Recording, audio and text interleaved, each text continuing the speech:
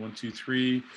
Yeah, so I'm working with a new computer. Hold on. Here we go. How's that? Can you hear me now? Yes. Looks like we got a level here, right? Yep. Can I get an amen? Still no sound? I'm seeing the level here. Yeah, yikes, static. No, nothing yet. Okay. Testing 1, 2, 3. You need a good IT guy. Well, I just got a brand new computer. Yes. Static, we are good. Yes, a little crunchy. Okay, I can hear you. We have sound. Okay, is it staticky sound or can you hear me clearly? You can hear me. All right, so I'm gonna try to plug this back in. Let's just see what happens. I wanna try this, okay? Because this is it's a new thing. Let's try this. Can you hear me now? Is that possible? Can you hear me now? You check it. You can hear me? Let me see. Yes, there we go. All right. Yes. So this is part of the upgrade process. Thank you for, and Glenn, I agree with you. I could use a good IT person. Clear but tinny. Okay. How about that? Can you hear me now? I've been trying to get Jasper to go to IT school, but you know, he's not responding too well to that. Okay, you can hear me. Okay, beautiful. All right, well, let's get going. Got a few people. We got 33 people here, and we got some ground to cover tonight. So let me give you sort of the menu for this evening. Here's what we're going to do. You know, we're going to go through the chart of the moment, see where that's at, like usual. Going to go through some planets and some aspects, try to get a sense as to where we are with the week ahead. And tonight I'm going to get into the Jussie Smollett chart. I'm sure a lot of you know who Jussie Smollett is by this point in time. If you don't know, well, you'll know by the end of tonight's webcast. So I have his birth date. I don't have his birth time, but I was playing around with some rectification to see what I could come up with. And I've got I think I've got at least a starter. And we could look at his planets. And what I did is I looked at the night that this whole thing went down and tried to assemble a picture around what was going on it was the 29th of August at about 1:30 a.m. In Chicago. Okay. Now, so I have that, I have his chart, I have the synastry chart, and I have a few other surprise charts that I don't want to get into just quite yet, but my sense is that there's something bigger going on here. Okay, there's something bigger. And the bigger piece is that it has the potential to flip kind of this descent that race relations have been on ever since Obama was president. Because as you know, when Obama was president, it was the rise of Black Lives Matter, which I believe was an Alinsky stage operation with George Soros backing.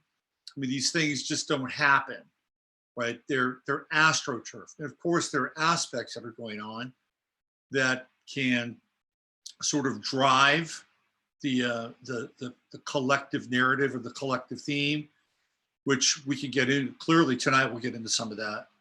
And again, I base this on the fact that we haven't had any real heavy duty, like quote unquote civil actions or operations where something happens in the inner city, and then all of a sudden everything gets mobilized very, very quickly.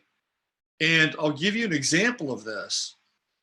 About 2 weeks ago in Houston, there was a raid on a house in Houston. And it was basically 5 Houston PD, and they smashed the door down and they went into this house, and this guy, his wife, they were there, their dog was there. and it was a drug raid, and they went to the wrong house. And so they started firing when they came in, and the guy had a gun and he started to shoot at the police. Well, the first thing they did is they shot the dog. The second thing they did is they shot the people that were in the house. So all 5 of these officers have been injured.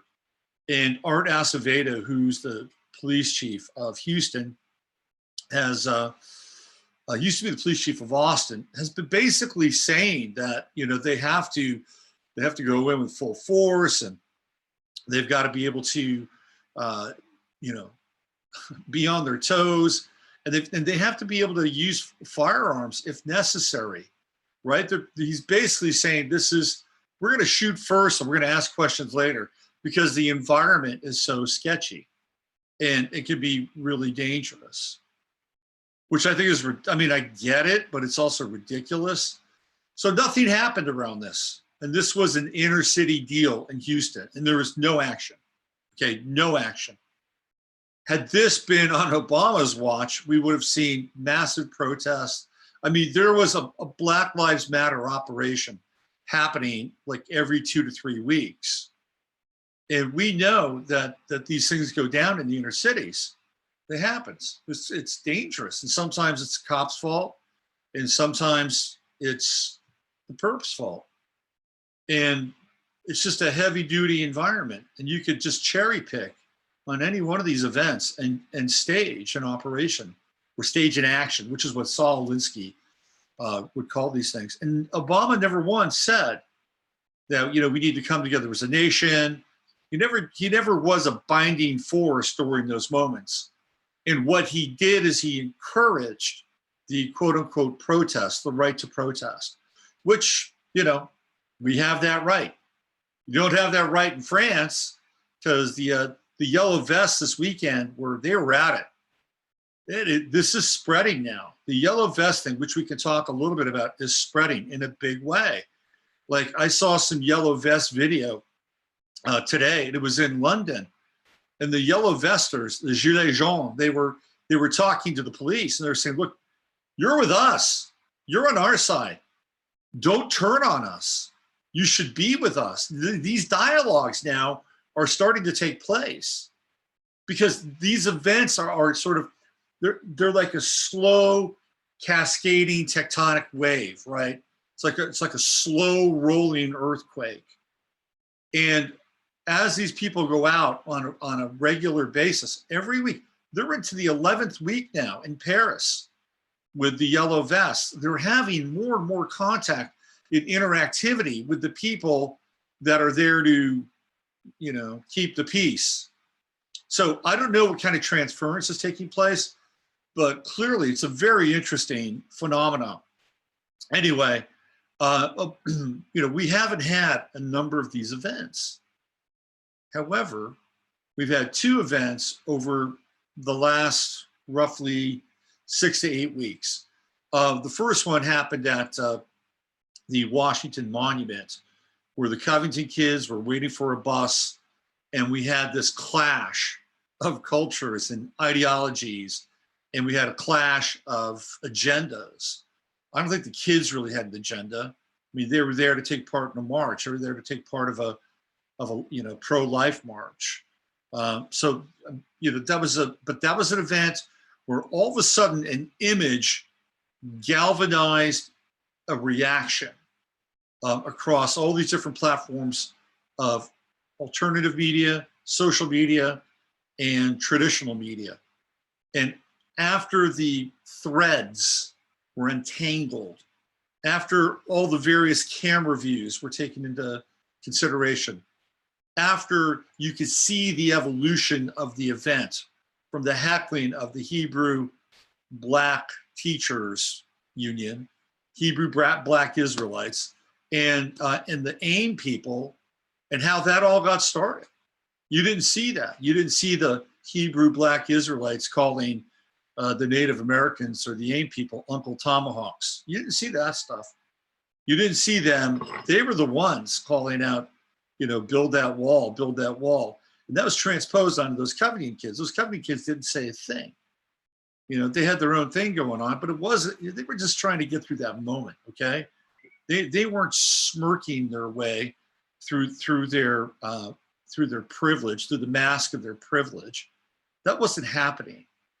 But people were so quick to judge what was going on. You know, we judged in the court of public opinion in social media.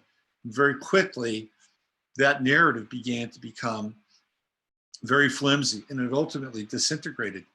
And nobody has really offered up, I mean, there are some people that offered up apologies, but not too many. So we start off with that. And the whole idea here is to picture that young man as the face of young white racist America. Probably could have been further from the truth, but the truth doesn't really count these days in many instances. So I'm going to go fast forward into the Jussie Smollett event. We're going to get there tonight. It's a bit of a tease, but we're going to get there. I'm going to bring up some charts. And it's a very similar situation where, again, there's this event that takes place. There's no real vetting in the immediate, in the aftermath of that event, right? And when I heard it was like, okay, what's going on here? There's a guy from Empire, and he was tortured by some guys who were wearing masks, and you know, they were shouting, you know, this doesn't happen in MAGA country. I mean, come on. You know, I'm thinking this is, and I knew about Empire. I knew that show. I didn't watch it, but I knew who Jussie Smollett was. I wasn't an expert on Jussie Smollett, but I knew who he was, and I knew his place. I knew his place inside the show. His place inside the show is not that far from his place in real life. He is he's black and gay, and he's a singer, and then the show, he's black and gay, he's a singer. It's art imitating life. He's got a Sun-Neptune opposition, which we're going to talk about. So, you know, when you get into that, there's some interesting things that take place with the Sun-Neptune opposition. So here we are, the 17th. We're about 18 days, 19 days out from that event. And guess what? That story is unraveling very, very quickly, very quickly. And we're in a really interesting time.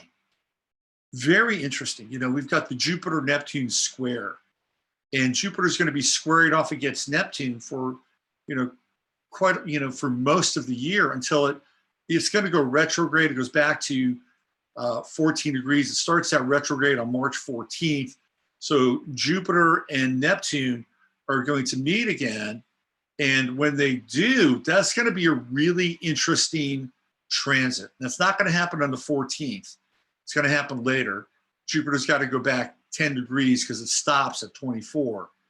But it's going to meet Neptune right around 16 degrees, so about 8 degrees out or 8 degrees back. That's going to be a very interesting time, because I think that during that retrograde, what we're going to witness is threads from other prevarications, threads from other illusions or other lies beginning to tie together. And we're going to begin to see behind the veil during this retrograde. It's going to be very interesting. Now, we know what happens when things begin to bubble to the surface and people start to get a glimpse of the truth. Well, there's usually some event that distracts us, distracts the hell out of us, right? They had the late-term abortion fiasco with Ralph Northam. And then all of a sudden, what are we talking about? We're talking about his blackface and his KKK outfit. So you see what happens?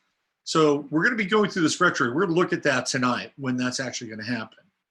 And it's very interesting. I think, here's what I think. I think that Jussie Smollett in this whole event is actually going to wind up being a positive event towards quote unquote race relations, because people are going to start to look at this and they're going to say, well, we were played.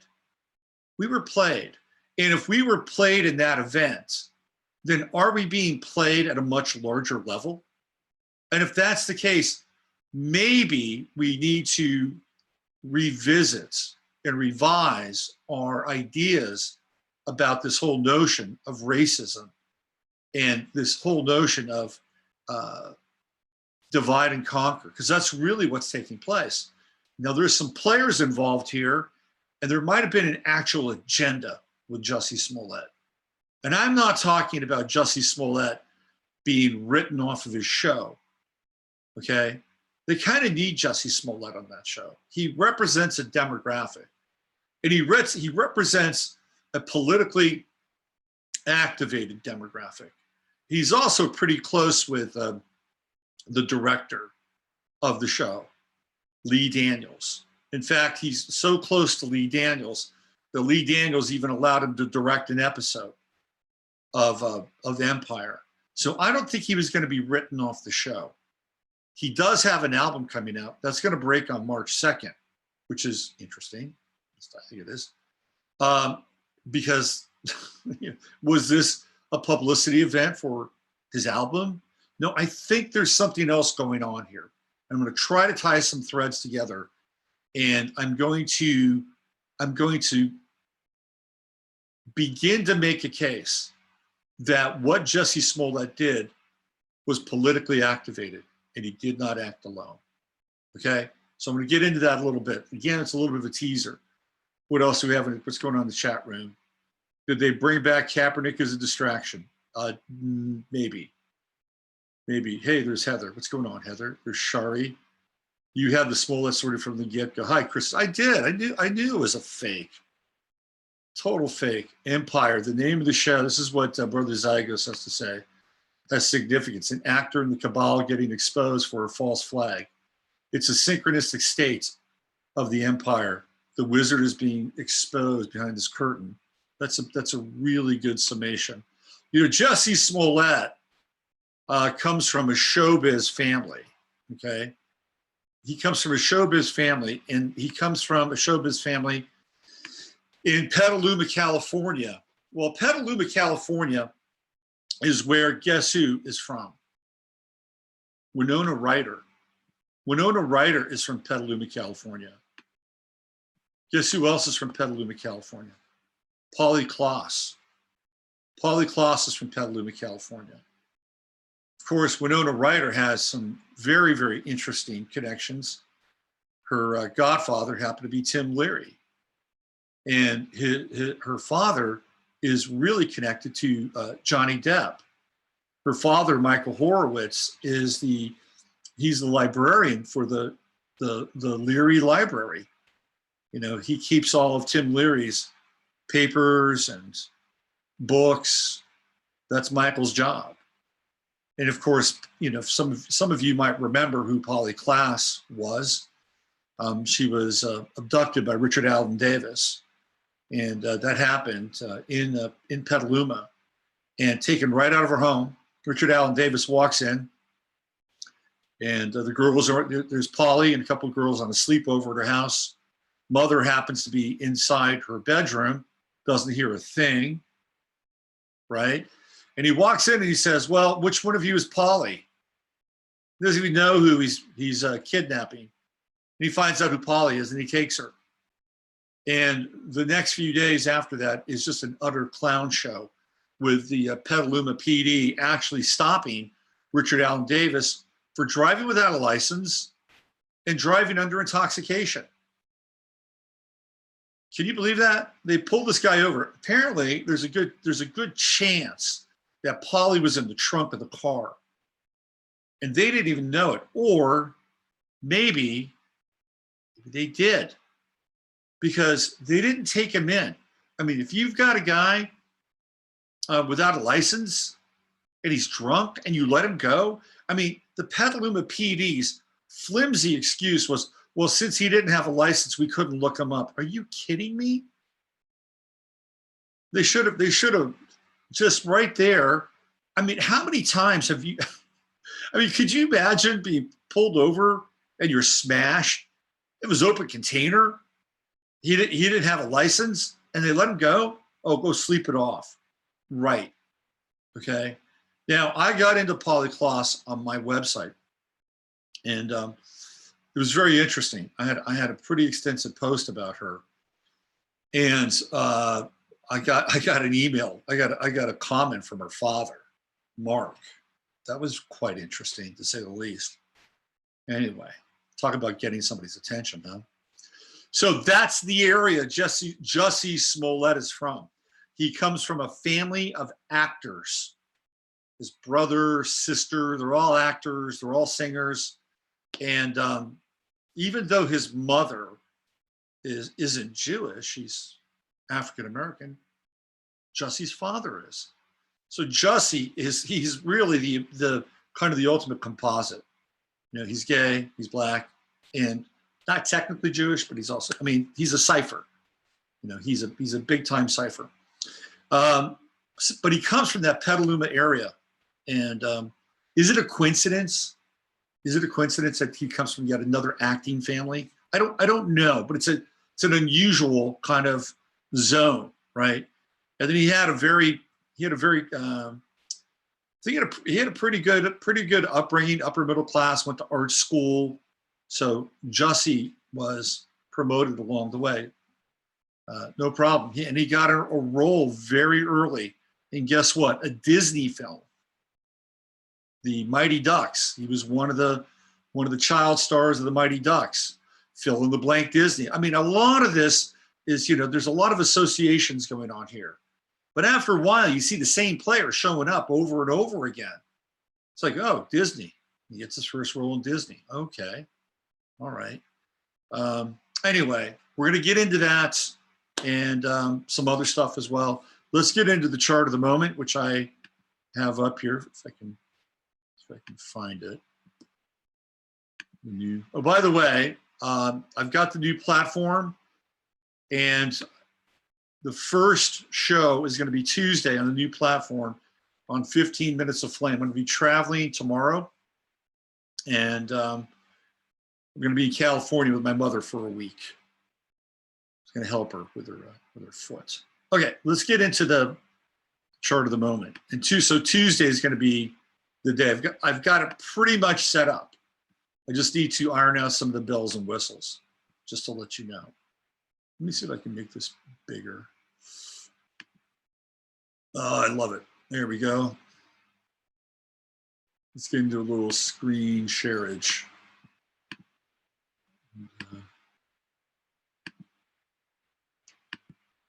Bada big. There it is. There's the chart of the moment right there. Oh, that's my Verdun French. I always do this.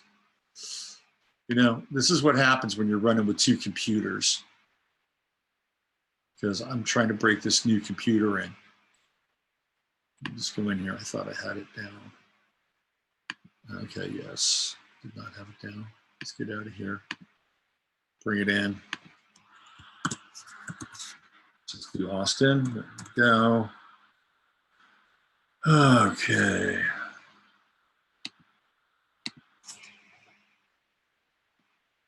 Let's go back here. All right, it's going to be better. Let me blow that up. There it is. Voila. See, the ascendant is different. Now, I didn't mind that Sagittarius ascendant, but it's at 22 Virgo. So that's what we have. I mean, basically, this is what has been showing up for the last couple of weeks. We have the Virgo ascendant and then Gemini on the midheaven. It's a good time to communicate, I'm telling you. Jupiter down in the bottom part of the chart. And everything has been, you know, over here, over on the western part of the chart. We've got Venus in Capricorn. By the way, I did that whole thing last week with the Venus-Saturn conjunctions going through every house, right? Now it's like right there. Now we're right in the wheelhouse of the Venus-Saturn conjunction. And this is about agreements in relationship. Agreements in relationship and agreements in contracts. Agreements with contracts and agreements in relationship. And a relationship is a contract. If you make agreements right now, they can be enduring, long-lasting, wherever it's showing up in your chart. Whether it's in the 10th house with your career, whether it's in the 9th house with, you know, travel or higher knowledge or higher consciousness, philosophy, religion, you know, renewing your faith, or having some kind of relationship at a higher level with consciousness. You seal it wherever it's showing up. Right here, over the course of the next 24 hours, we are in the Bondo period, right? This is the Bondo phase of that Venus-Saturn conjunction. Now, sometimes when Venus and Saturn get really, really close, super close, what'll happen is that you can feel very claustrophobic inside relationships. This is when part of the renewal process can take place. You know, you can say, this is too tight. This is too tight. This is too constraining. You need to do something, right? Or if you're in a relationship that is bound by Venus-Saturn in your chart, let's say you have a Venus-Saturn square in your chart, a Venus-Saturn conjunction can help you renegotiate the terms of that relationship. And it doesn't really matter what sign Venus and Saturn are in. It can be Venus-Saturn square in Cancer, Venus-Saturn square in Leo, Venus-Saturn square in Pisces, right? When we just get into the sort of, I would say, the generic nomenclature of Venus-Saturn without the signs, you're still dealing with Venus and Saturn as forces inside the chart.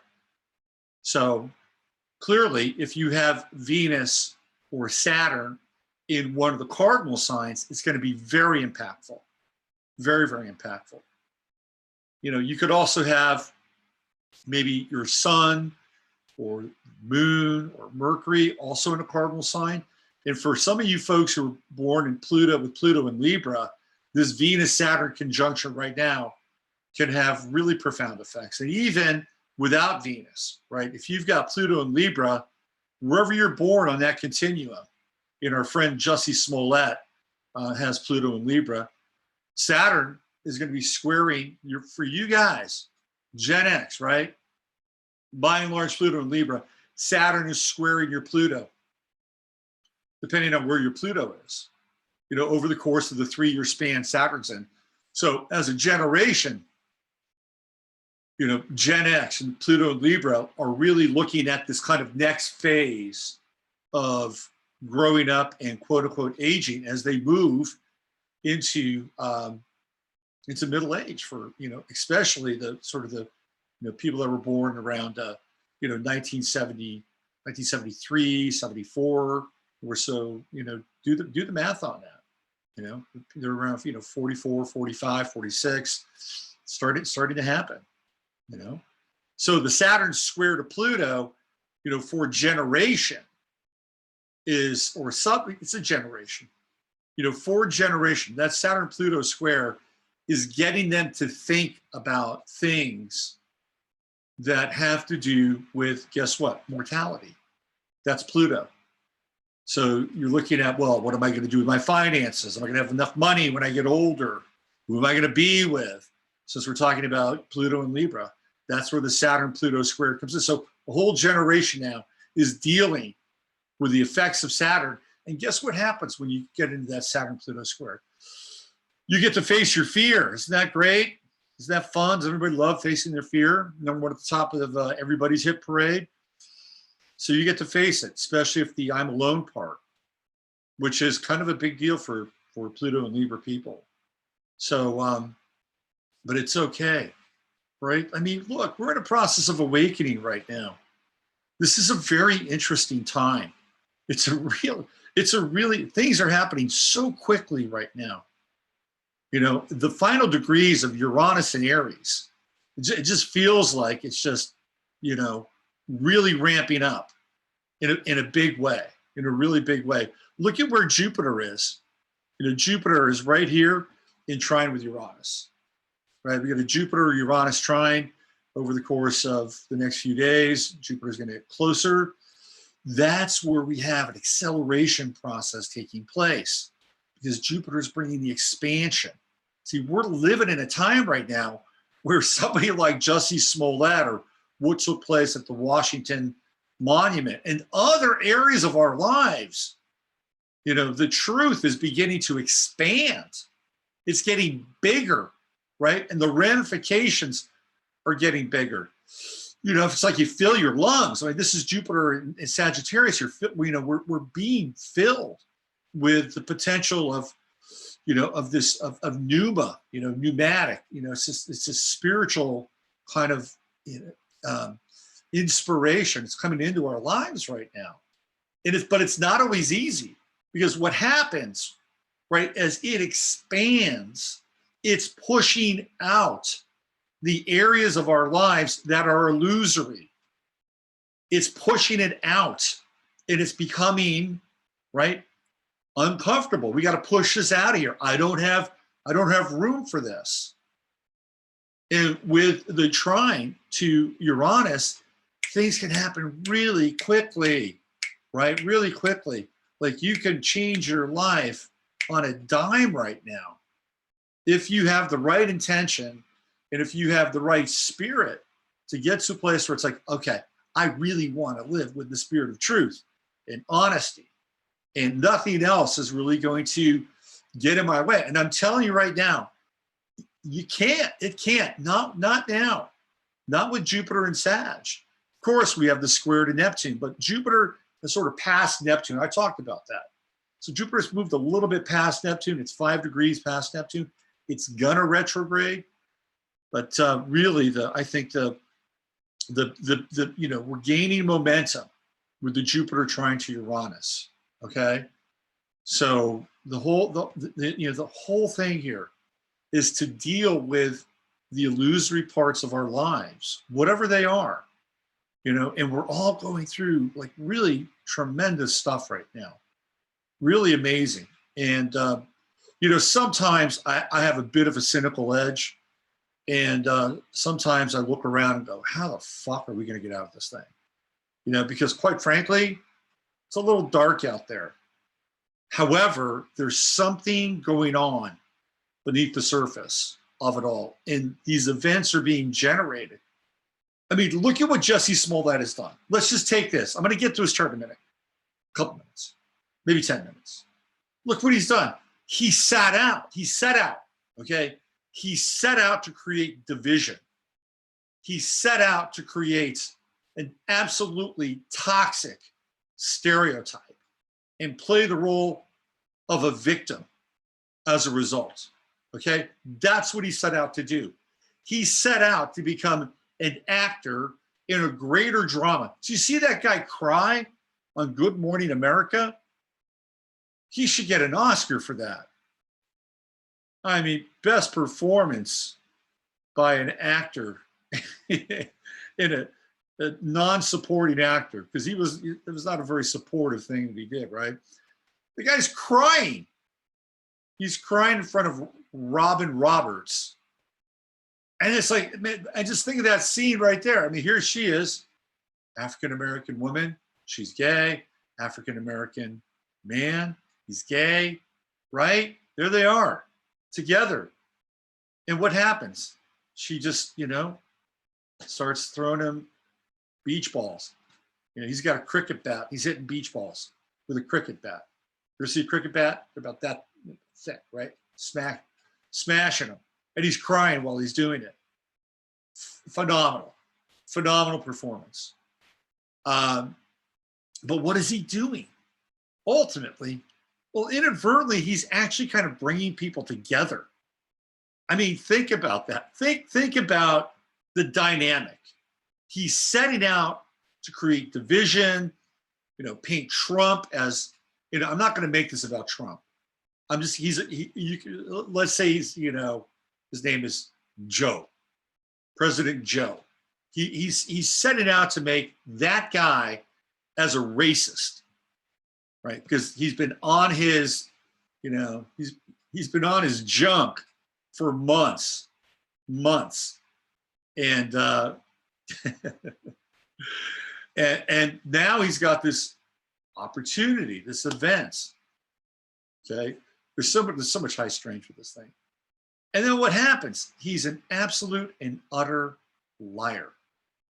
He's an illusionist. And what is it doing? It's bringing people together. And, you know, it's like the people go, you know, you've got black Twitter, you've got black YouTube, and they're like, this motherfucker's lying. He's lying, right?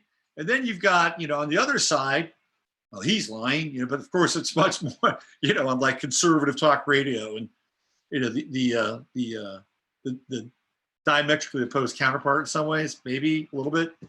They're like, well, perhaps this was taking place. And I'm not saying it did, but if it did take place, right? You hear a lot of this. But they're saying the same thing. So technically speaking, these sides that are theoretically diametrically opposed, or at least that's what they want you to believe, they're actually uniting around this guy. It's wild, right? I mean, this is the world that we're living in now. Just think about that. If you are going to do something that is illusory or it's manipulative, it's going to come back and it's going to hit you. And the reverse is going to happen. I mean, we've kind of seen this a little bit with President Joe, AKA Trump. Somebody goes after him.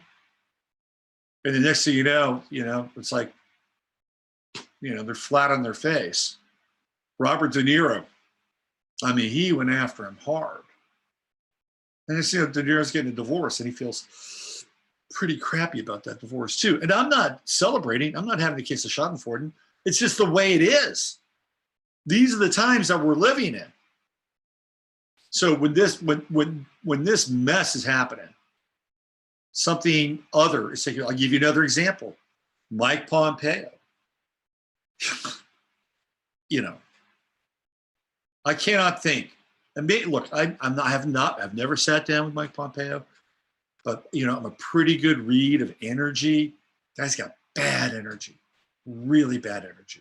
Okay, I've listened to him. He's got bad energy, and he went over to Hungary, and he's sitting there, and he's like, we're living in a different world now. Okay, the unipolar world, at least the unipolar world that was essentially, you know, it's like the world was a litter box for the United States, you know, when Bush was president.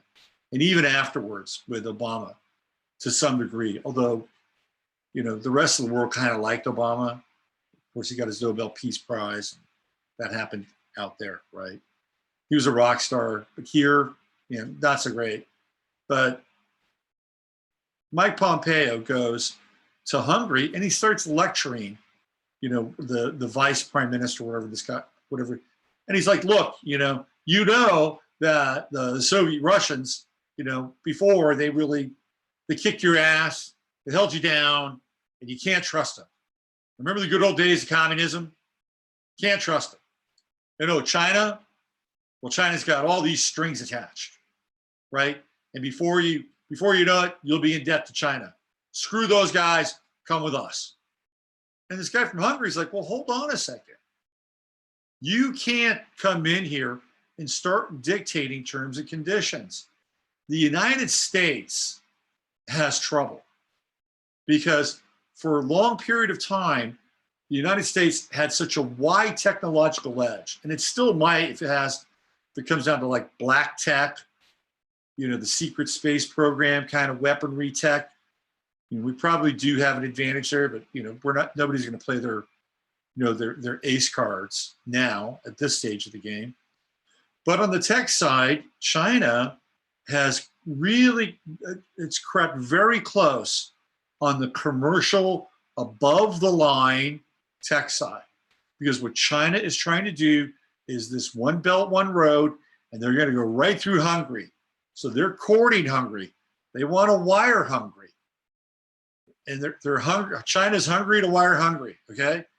And so Mike Pompeo's there to basically cock block the whole thing and come with us. And what does this guy say? Hold on a second. Don't insult me.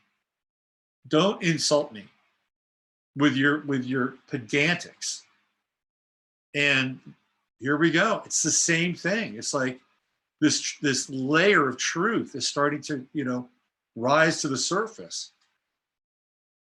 this country is really going to have to rethink its strategy and rethink how it's going to engage with the rest of the world at a public level. Who knows what goes on behind the scenes? I don't know.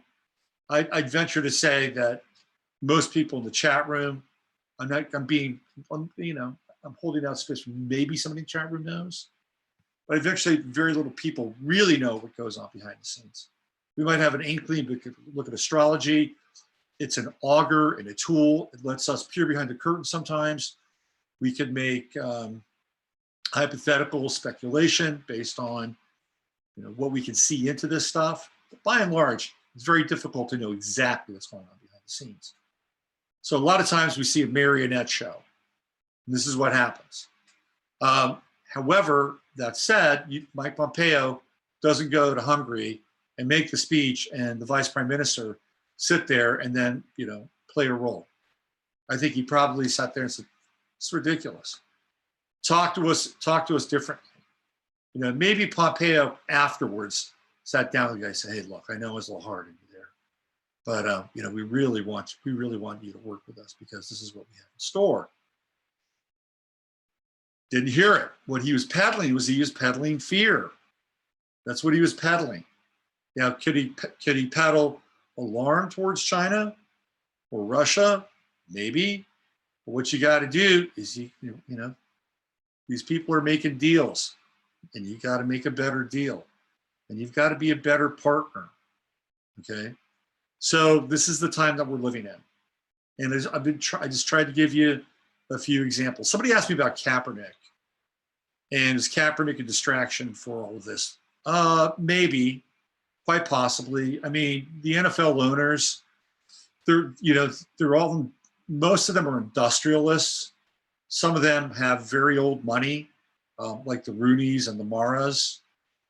The owners, Woody Johnson, the owner of Johnson & Johnson, his brother who's running the team, while Woody is a diplomatic ambassador, I believe, is it Ireland? I think it's Ireland. His brother is like a flaming liberal. So, could that be going on inside the NFL? Could they say, okay, let's forward this and let's bring this Kaepernick stuff up? Maybe. I tend to think that what happened with Kaepernick is that I think Kaepernick's got an Aries moon. Maybe it was a Uranus transit with his moon. I know he's got Mercury. He's got Mercury in Libra, so he's got a Mercury moon opposition. Anyway, I tend to think that there's a new football league called the AAF, and it's a league that's just started up. And the AAF offered Kaepernick a contract, and he said, "Well, I'll play for you, but for $20 million." Kaepernick loves money, by the way. He loves money. For a dyed-in-the-wool socialist, he loves money. But even that has backfired. Because, I cruise message boards, and there are people like, you sold out, dude. You sold out. You could have exposed what was on those emails. You could have exposed what was going on with minutes and meetings. You could have exposed records, and you didn't do it. You settled. You settled. So there's you may read from some of the liberal or progressive or leftist press that he beat the NFL. But you drill down and you look at those comments, and there are, I would say, out of 10 pro-cap people, 8 are very disappointed that he sold out. You see, I mean, there's this interesting thing going on now. There's this revolutionary truth kickback. It's like you're firing a 20 gauge shotgun. It almost takes your shoulder out of the socket. That's what's happening right now. I think it's very interesting. So I've been look. I don't know whether it's foresight, but I saw this thing coming, and I thought to myself, I better start getting pretty clear in my life here, right? So it's like, I can see that headlight, you know, that train in the distance, you know, coming at me. It's like, I better get off these tracks. So I've had an attitude adjustment. I've had, you know, tweaking. That's what I've been doing. The spiritual tweak. Okay.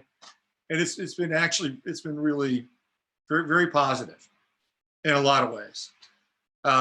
So not that I like to make a big deal of any of this stuff, right? But I stopped drinking alcohol.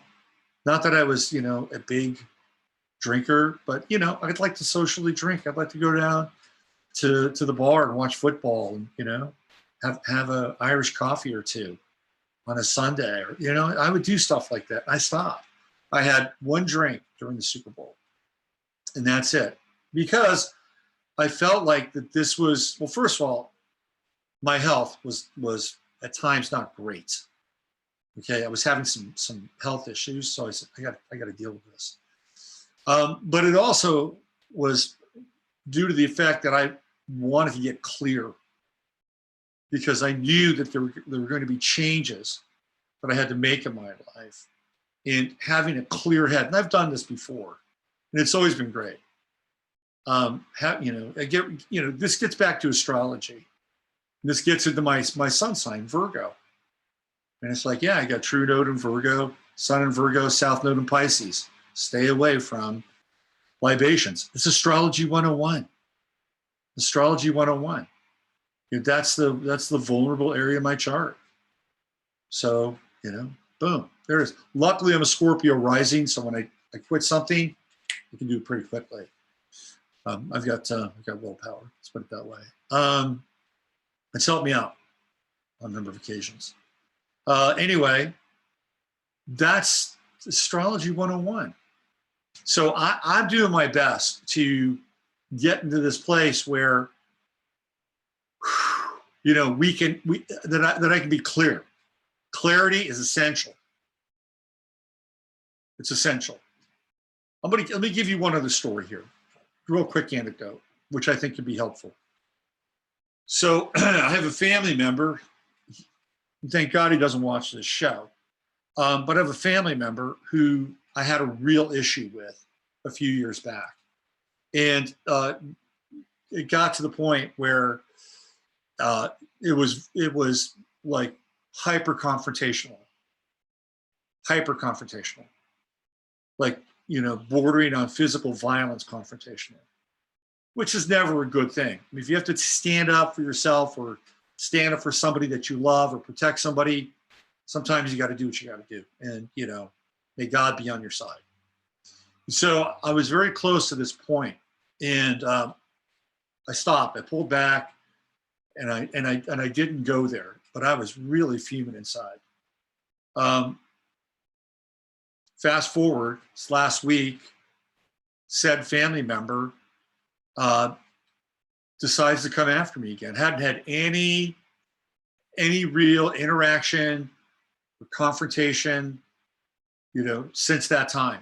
We're talking, you know, 4 years ago, or yeah, let me see, yeah, 4 years ago. What happened? I shut it down. I just shut it down. You know, it's like, boom, done. And there were a flurry of phone calls and, you know, trying to get a hold of me. And it's like, no, there's a boundary here, and you're not crossing it. You're not getting in. You're not getting in. And who knows if I'd been in a different chemically altered state, you know, a couple days after the fact, or even a day after, because, you know, you're going to process that stuff. Who knows how I would have reacted? So this is a time now, I'm telling you, I don't preach what I don't practice, or at least I do my best to do it, okay? This is a time where we can make a lot of ground, but you're going to have to be clear. You're going to have to be as quote unquote authentic as you can be, you know, while you're also embracing honesty and inner truth. Authenticity without inner truth can border on sociopathology. People will say, well, I'm just being authentic. Well, you can be authentic and you can still be in fucking denial, okay? Your authenticity is toxic. If you cannot combine authenticity with inner truth, then it basically just becomes license for you to do whatever you want to do. So that's a very important component about authenticity. Just thought I'd throw that out there. Okay, where are we? Let me get back to the chart of the moments. We've got the Venus-Saturn conjunction. We got Pluto right there at 22 degrees, Saturn knocking at the door. Right, next year it's going to hit that Pluto. That's going to be economic. There's no two ways about it. You know, that's going to take place in the second house of the United States chart. Saturn's already there now. You know, that's resources. That's money. Something. There's going to be a massive tectonic shift monetarily, and we may get tremors before then. People are talking about June. I've heard June of this summer that things are going to be shaking up June. I really feel like the big shakeup is going to be in January of 2020. They'll get one more Christmas season in, sell a bunch of stupid phones, whatever they're selling or peddling, right? So just be prepared for that. Whatever that means to you, just be prepared to the best of your ability. Is it going to disable everything? I don't think so, but it's going to be something that will begin to cascade. And as we move into 2024, 2025, there's this descent that's taking place. Now, who knows? Maybe the commander-in-chief can pull a rabbit out of his hat. Remains to be seen. You know, but just be prepared. Be great if we could get back onto our own currency. Now, I've heard, I don't know if this is true. I was listening to Robert David Steele, who I don't really trust that guy, to be honest with you. Anybody who does all those, I mean, all the guy does is show up on YouTube. Every time I turn around, there's another somebody interviewing Robert David Steele, okay? And he talks about, his time in the CIA. I think once you're in the CIA, you're probably always in the CIA to some degree. It's like a gang. You never leave the gang. I don't really trust him. Maybe he's, maybe he's okay. But he's basically saying that Trump is buying up. The United States is doing everything in their power to buy up gold. Like, one can make a case that the Venezuela thing has to do with gold. And I've heard the gold is in the Philippines now. That's what I've heard. So they're trying to buy as much gold to get into a gold-backed currency. That's what I've heard. But is that really the case? Well, maybe. I don't know. I could make a case for it if I look at the second house and hard metals and Uranus and Taurus, shifting something economically very quickly into a Tauran-based economy. I mean, they could probably do something like that. They could probably have an economy that was based on a basket of assets. That would be everything from, land, timber, gold, silver. But in order to do that, you'd have to really completely reorganize the nature of government itself, right? It would probably be headed more towards, social democratic territory, where the government would have to say, okay, we're taking this land, we're going to collateralize this land, we're going to collateralize these assets. Hell, we may even collateralize you, which has already probably taken place. We're probably used as chattel against the debt. But that's a way that they could probably put together a basket and then launch a new currency. So maybe that's the case. Again, second house, hard assets, Uranus in Taurus, the lightning bolt and the rapid shift to something different. It's possible. It's possible. But I guarantee you it's going to happen. It is going to happen.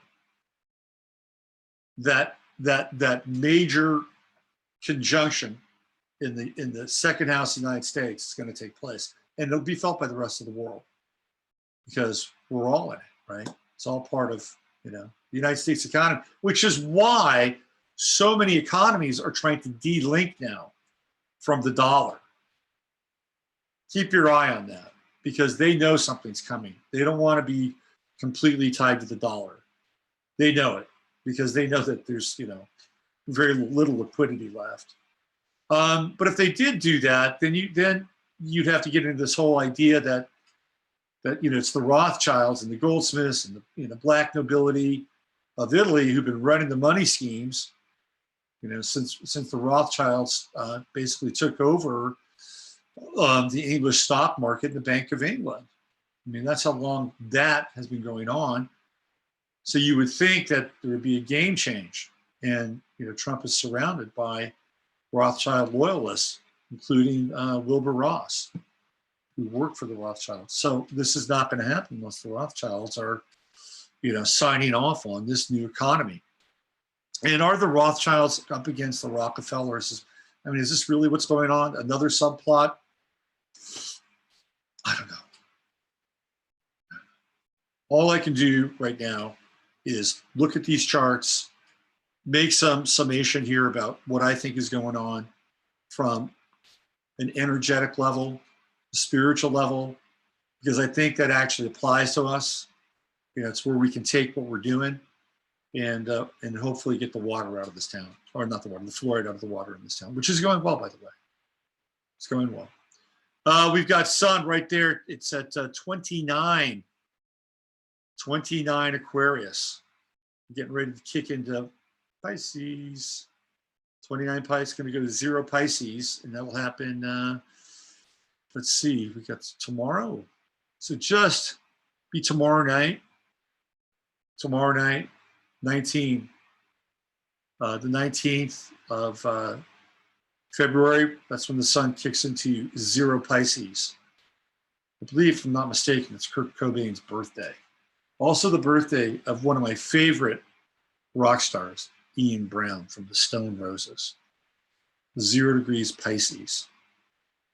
And he's got a great Piscean song called When Dolphins Were Monkeys. I think from the Golden Greats record. If you haven't listened to Ian Brown, go find him. He's totally switched on. He's got a new song about chemtrails on his latest record. He's got another song about biometric identification that goes back a couple of records. Anyway, we've got the sun right now, and it's going to be in sextile with Mars. It's already in a very nice sextile with Uranus. Like, the energy tonight is electric.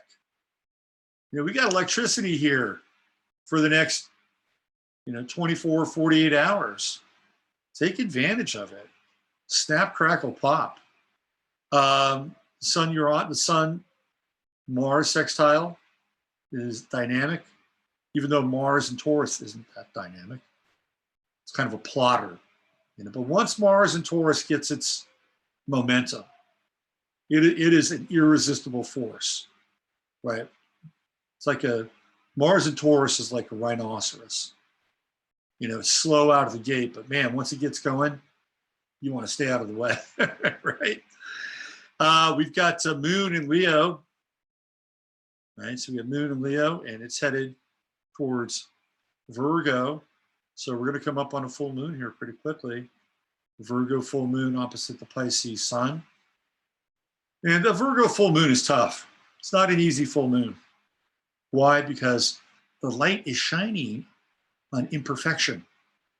That's the nature of the Virgo moon, especially when it's full. It's a tough full moon. My mother has that full moon. She was born with a Virgo full moon, sun in Pisces. Both her and my father had Virgo moons. They found each other. They would do this thing where this is the Virgo moon in action, okay? So they'd go out and they'd find new friends and, social groups or whatever. And they'd have these friends or social groups for a while. And all of a sudden, they would find flaws in them, right? Because my father, he had a new moon in Virgo. He had a new moon in Virgo, my mother a full moon in Virgo. So they had the Virgo thing covered. So then they'd find flaws in their social groups. And then they kind of, circle the wagons with their Virgo moons and say, no, we're done with that. They would find some flaw in the group or the friendship. And my father with Mars and Scorpio squaring his sun in Leo. He didn't he didn't mess around, man. Did not mess around. When you're out, you're out. My father was intense. He was super intense. He was born August 1st. And when I think I was around 13 years old, 14, kind of, being a 13, 14-year-older, he said, if you hit the king, you've got to kill the king.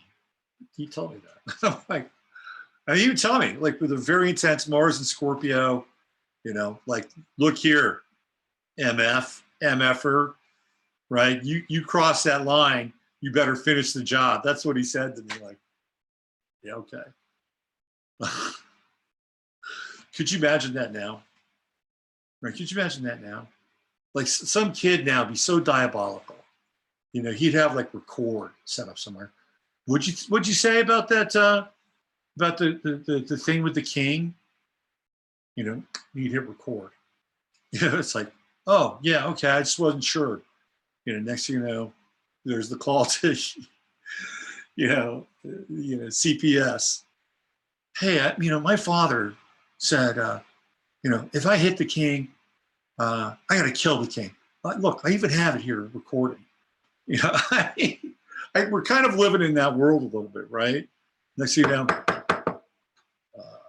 Mr. Morris, we'd like to have a word with you.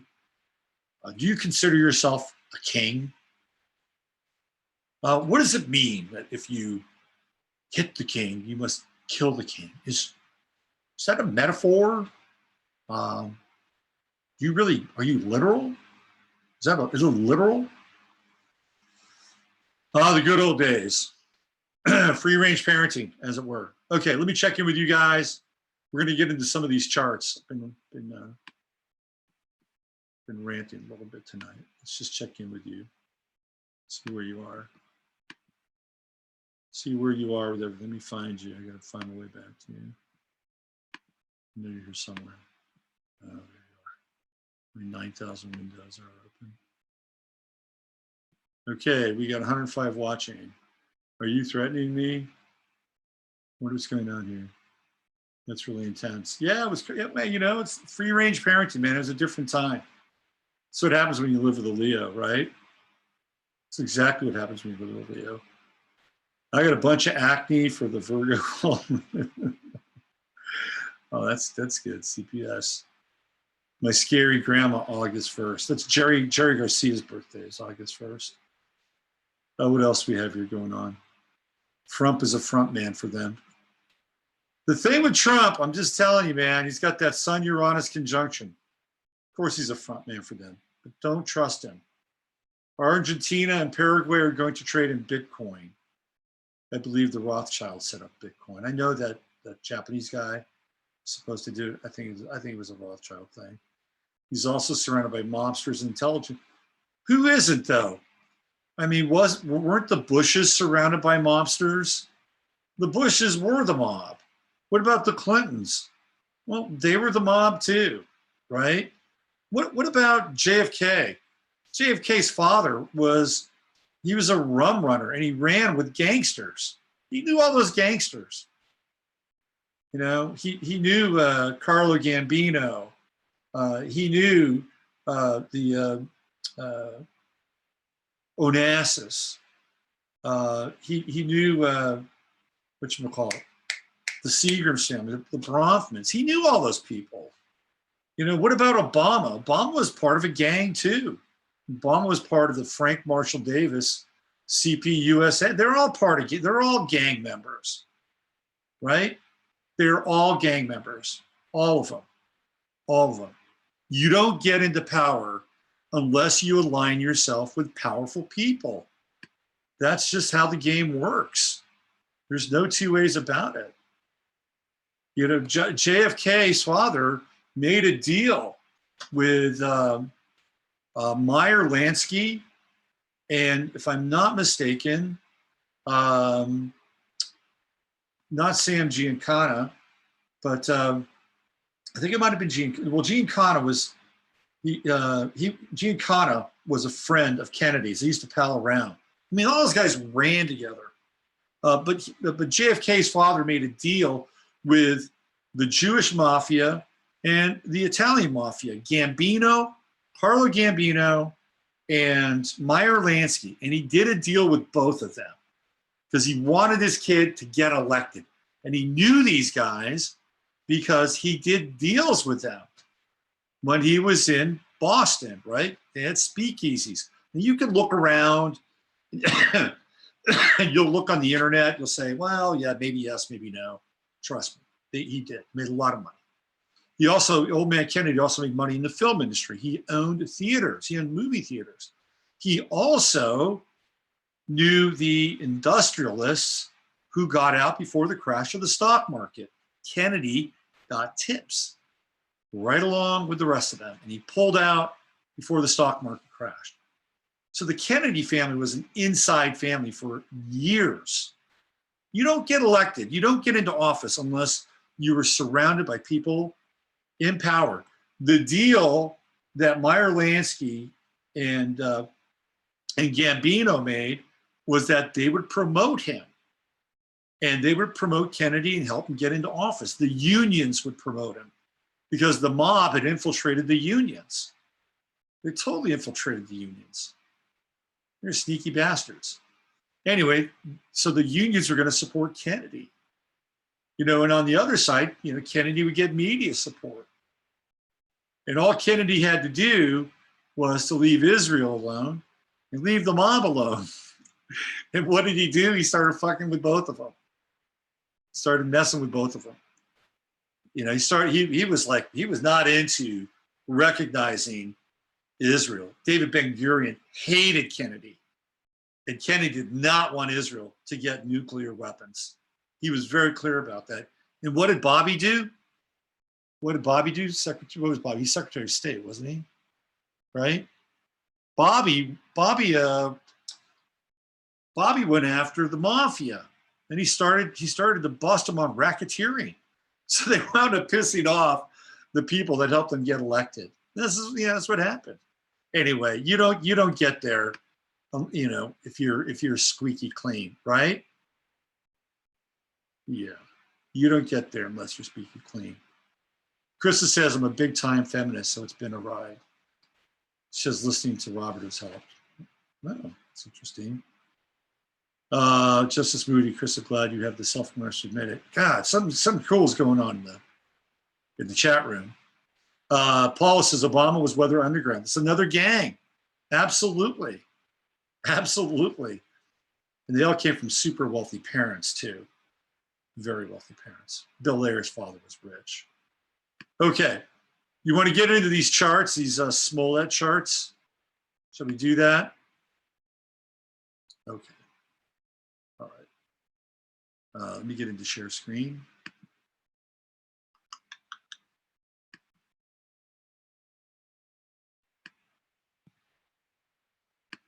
You guys having a good time tonight? Hope you're having fun. Enjoying the president. I always enjoy your energy. All right, let's get into share screen here. Here, let me get the chart up first. I'm actually, man, I got some tricks up my sleeve with this new technology. You guys are gonna dig it when I put it in action. You're gonna dig it. Okay, let's do this. All right, so I'm bringing up Jussie Smollett's chart. Now, keep in mind that I do not know his birth time. So I took a stab at it, and to really do a very thorough rectification, I would have to, study his childhood and a lot of other stuff. So I'm taking a stab at this thing, okay? So you can see his chart here. And he's right at the anaretic degree of Gemini. 29th degree of Gemini. To me, that's like right on the precipice. That is right on the edge of being accountable. Because at that 29th degree, there's no energy left in the sign. So what he really wants to do is he wants to go over to Cancer. And he wants to, hug me, nurture me. That's where he wants to go. But he can't. He wants to go there even more because he's born on, guess what? A balsamic moon. This is not a new moon. Technically, it's very close. But unless that moon gets to 2945 or 2944, 2945 and above, it is still technically behind the sun. So it's balsamic, which means it's a disseminating moon, even though it's in the sign of Gemini. Again, anaretic. This is crazy. This is a crazy conjunction. I mean, literally crazy, right? There's not just two of Jussie Smollett. There's multiples of Jussie. There's like, you know, how can somebody, right, have a story that they believe to the point where they're crying? Maybe it's because Jussie Smollett has multiples. That there are multiple selves, right? That there are portioned off parts of Jussie Smollett's consciousness. And I'm not saying this is the case completely. I'm putting it out there, right? That would be an extreme version of it. But then there's the kind of the more sociopathic version of it. Like, I think he could get to a point where he could totally believe what happened. And part of it is the moon-sun conjunction, but also the opposition to Neptune. What is real with this guy? With a Neptune-sun opposition, to get to him, you've got to go through Neptune, right? You got to go from here to here. Who is this dude? It's amazing. So sometimes with a Sun-Neptune opposition, you can be very charismatic in a kind of a mesmeric kind of way. You know, I saw him do his live show, you know, when he was singing and, you know, I'm the gay two-pack or whatever. He kind of, you know, the audience was digging him. You know, he's got some charisma, and it's the Sun-Neptune opposition. But in as much as the Sun-Neptune opposition can lend itself to sort of glamour and charisma, it's also false. It's also an illusion. So he's got not just the sun, but he's got the moon, right here in conjunction. Dissemination, he's got to let things go. I actually think this is kind of a sad person, to be honest with you, and very delusional. I think he's delusional. And anybody that can cry on command, like GMA, there's something going on here with the sun-moon conjunction and the opposition to Neptune. Like some kind of trauma. You know, he's been to trauma school. And just, I think this is petitioned. And even if it isn't completely handled, like with trigger words and stuff like that, key phrases and triggers, there is, I believe, a psychological, right,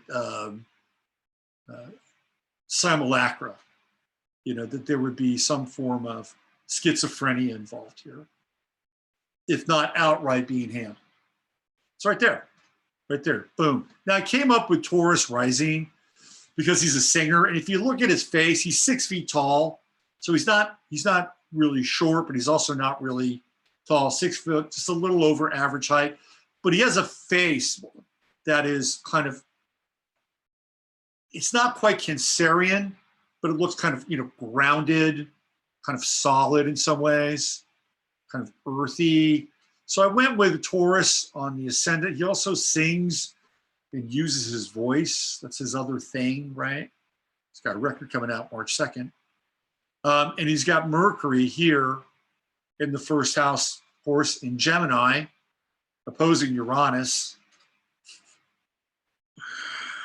The lightning bolts of Uranus coming back to Gemini, Mercury. So using his voice, being a singer, I thought, okay, let's just play with this.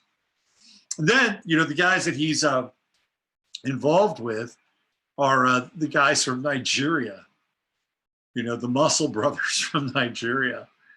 So, I mean, those I'm sorry, but don't those guys just have boy toy written all over them, like imported boy toy?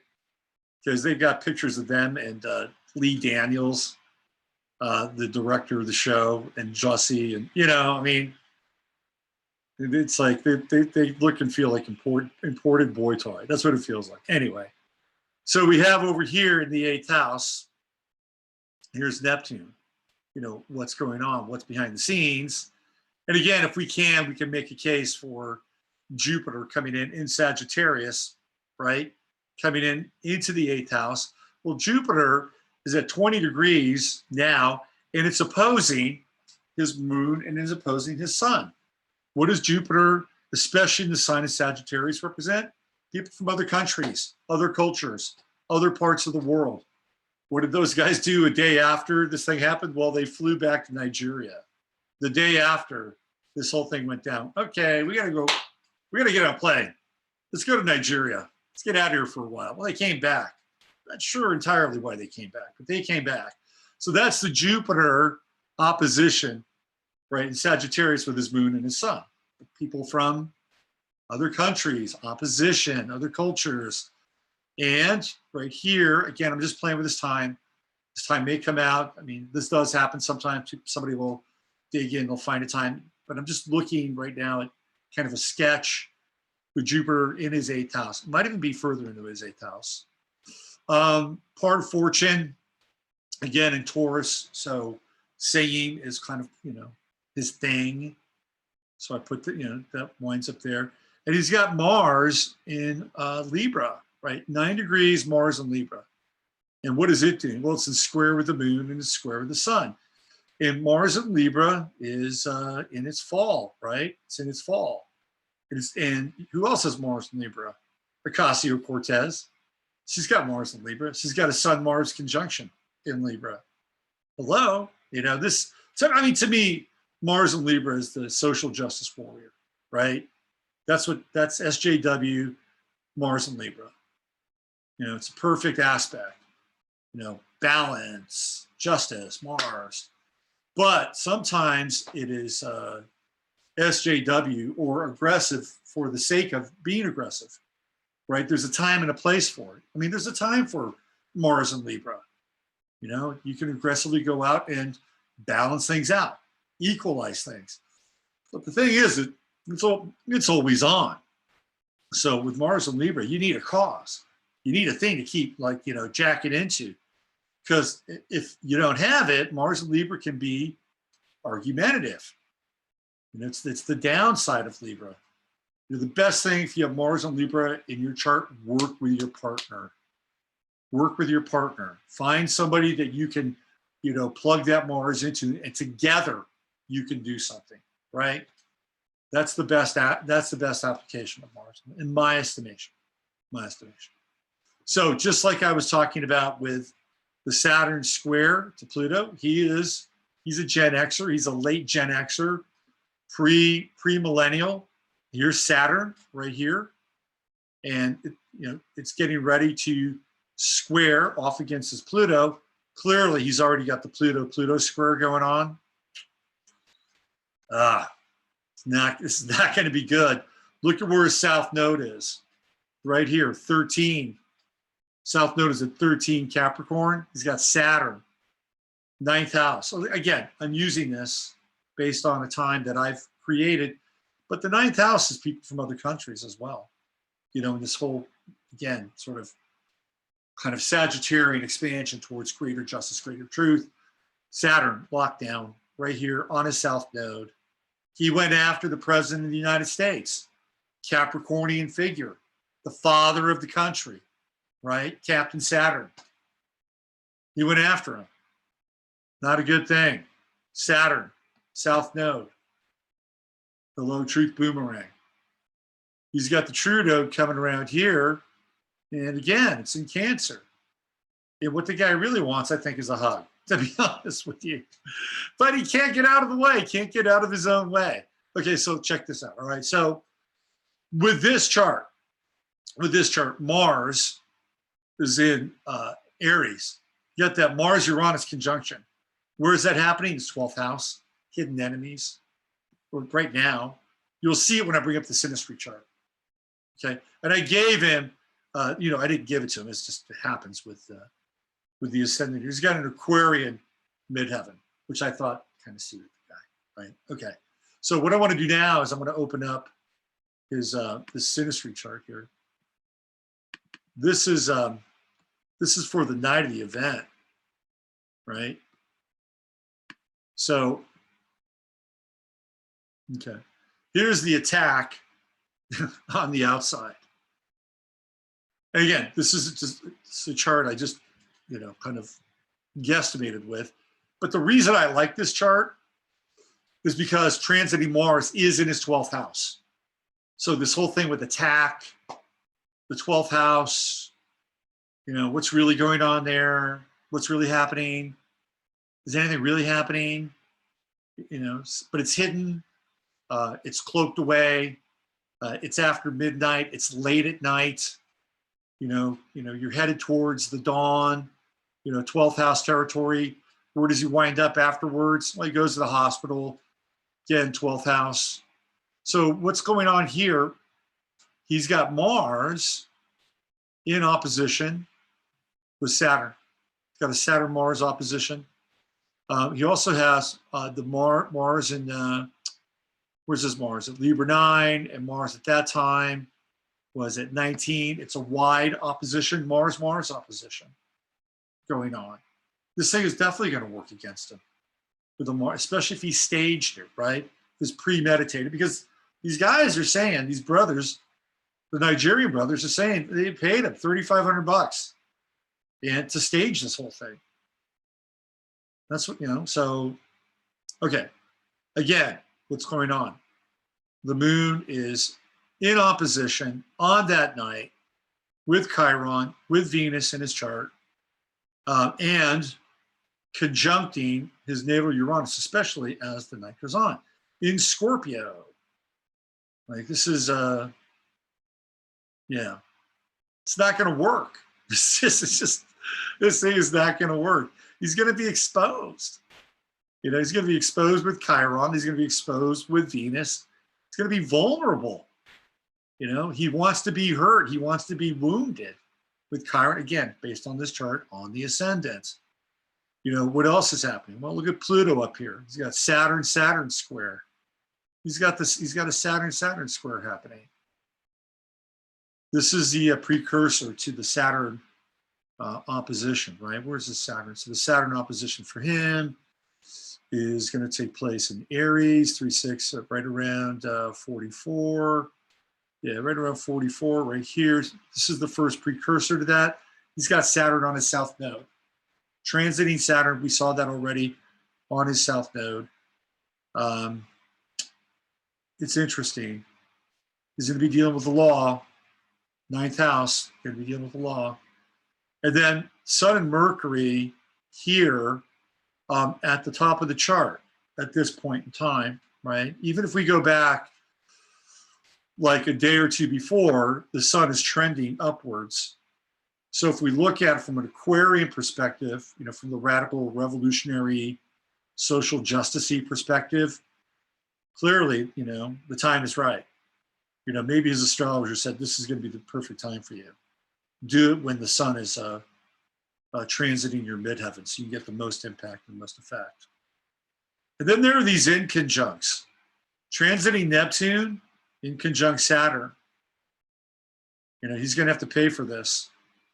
You know, Saturn represents karma, and it represents having to deal with the results of what we do. He's got that Saturn-Neptune in conjunct, that's right there. And he's got, what else? Where's the other conjunct coming from? Mars, let's see, what is that? Mars, Neptune. Yeah. So Saturn is at, let me just do, Saturn is at 14 Capricorn, and his Neptune, let's see, trans-Neptune is at, 14 Libra. Let's see. So Saturn is at, hold on, 14 Capricorn. And then his Neptune is at trans-Neptune. Okay, his Saturn, okay, I'm sorry. His Saturn is at 15 Libra. And then trans-Neptune is at 14 Pisces. Yeah, that's the inconjunct. So I wanted to make sure. That's 149 degrees. Yep, that's the inconjunct. So that's the ramifications of the illusion. It's going to have to deal with it. And then the other inconjunct is Chiron, what looks like Jupiter. And Chiron is in Pisces, right? Playing the victim. Playing the victim. Transiting Chiron in Pisces. Yep, 29 degrees. Jupiter here, it's in Scorpio, right? He's got a Jupiter in Scorpio, which, if I'm not mistaken, is also in its fall. So this is about power. And this is about perhaps even something more going on behind the scenes. Well, what something more could that be? What could that be? Is this just a Jussie Smollett publicity stunt? Or is there something else going on? Let's find out. Let's find out for a second here. Let me stop this screen share. Let's do this. Okay. So there are two people who were really adamant about Jussie Smollett and what happened to him. And after he, very quickly after this whole thing went down, there were two people who decided that they wanted to pass an anti-lynching law. And who were those people? Cory Booker and Kamala Harris. And they were vehement, along with Al Sharpton and Jesse Jackson, who hails from Chicago, in their support for Jussie Smollett. So vehement that they theoretically could push this anti-lynching bill. There was a voice vote. So yeah, okay, all right, yeah, I'll vote for it. It's kind of a no-brainer in a lot of ways. I mean, really, does anybody really go around lynching people? Well, they probably do, but they're probably it's probably happening in really dark, occulted parties that you and I don't go to, right? You know, in the Eyes Wide Shut, and 2 or 3 levels below, that shit probably goes up. But people don't like, hey, let's go lynch us somebody. All right, let's go find us somebody, go, you know, throw this thing around the tree. It just doesn't really happen. So it's more symbolic on some level, but it's not just symbolic. It's generating language, and it is an attempt to control a narrative. And what have I said? What I've been saying for a long time, you know, the person who generally comes out on top when there's a debate, whether they're right or wrong, are the ones that control the narrative. This goes back to history is told by the winners. They're controlling the narrative. Doesn't matter if the winners were actually morally just. They may have just had more firepower, right? But they're the ones that get to tell the stories because everybody else is vanquished and they're demoralized. So whoever controls the narrative has a better chance of winning, okay? So what we saw, what I think was taking place, was when they passed this anti-lynching bill, it was another way to control the narrative, to keep the stereotype going that racism is alive and well in this country, and they're going to use racism to galvanize people to flip the system, okay? And it's completely backfired on them. I mean, completely. So who were the proponents of this anti-lynching bill? It was Kamala Harris and it was Cory Booker. But before I get into their charts, I want to show you some interesting pictures I found. You ready? Here we go. Let me do a little share screenage here. Oh, come on, pop up. Okay, so who else lives in Chicago? Right? We know Rahm Emanuel lives in Chicago. Bill Ayers lives in Chicago. You know, there are a lot of famous. The Pritzkers live in Chicago. A lot of famous Chicagoans. Well, these people, they're from Chicago. You recognize these people? Here we go. Now, what I find really interesting is Jussie Smollett's relationship with Michelle Obama. Like, it's a little more than casual. So, all right. So this photo here is Michelle. Michelle is Michael's rocking it. He's got the denim.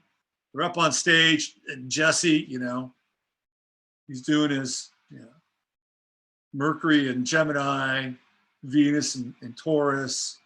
Chiron, you know, he's up there on the stage doing his thing.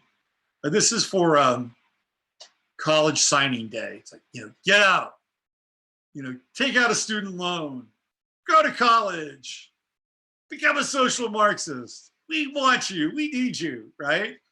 I mean, that's really kind of what's happening. I'm sorry, I'm a bit cynical here.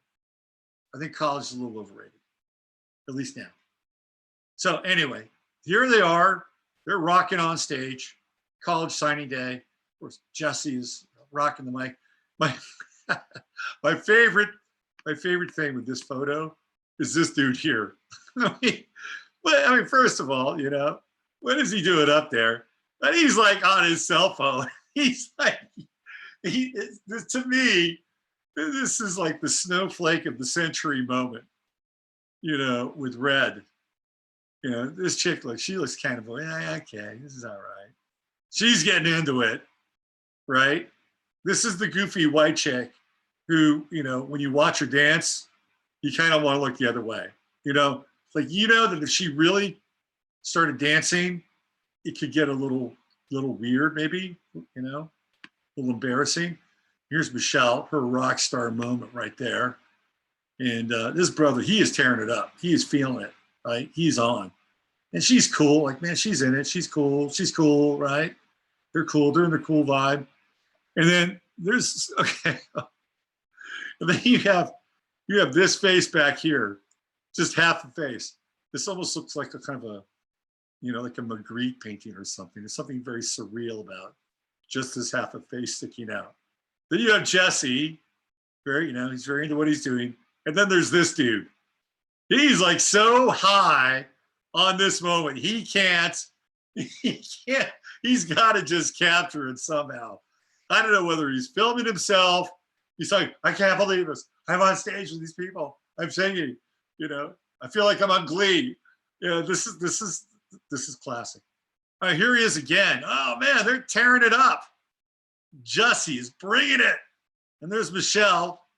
You know, she's doing her Ellen DeGeneres moves, right? Oh, and there he is. Just look at the devotion. Look at that devotion. And there they are. That's his brother, by the way. One of 6 kids. I think they're all kind of actors, same, right? I bet you they're called the Little Smollets. And there he is. What's going on here? What is happening here? Is this an Alinsky-style tactic that has been engaged, initiated in the wake of not being able to stage these massive kind of Black Lives Matter polarization, duality operations? Is that what's taking place here? I'm just speculating a bit. I'm speculating. Because one of the things that's very interesting is the procedure around this with the police in Chicago. it's a very interesting kind of pace, let's put it that way, which says to me that they've got voices in their ears, right? They got voices. They got people that are chirping at them. But how are they going to get out of this? How are they going to get out of this? This is where I think this thing is going to get very interesting. Okay, so I decided to size up Smollett's chart with Kamala Harris's chart. It's pretty interesting, actually. Let me get back in the screen share.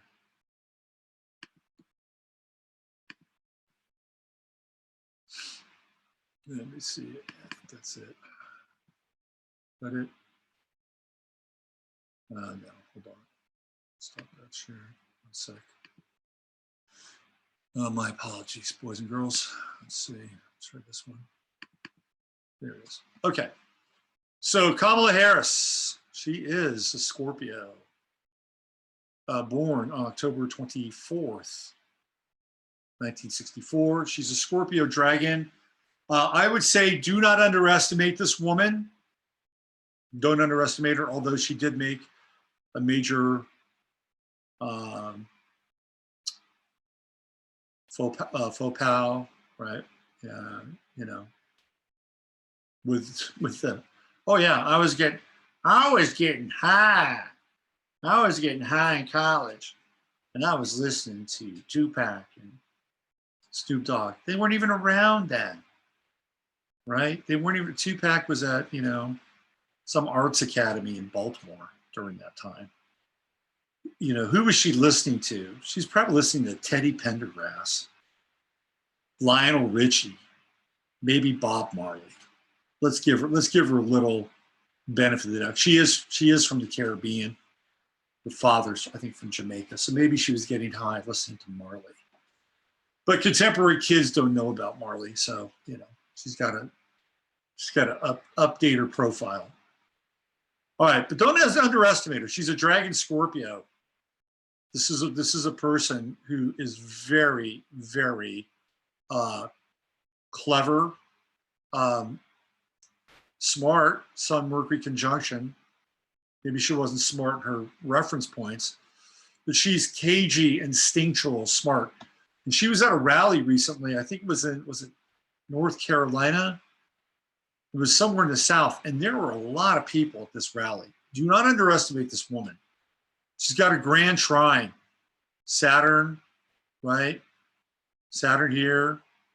It looks like it's in Aquarius, late degree Aquarius. It's in trine with her sun, which is at 1 Scorpio.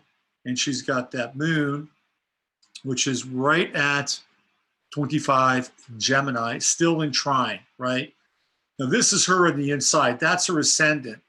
She's Gemini rising. Look whose sun and whose moon is right on her ascendant. Yeah, boy.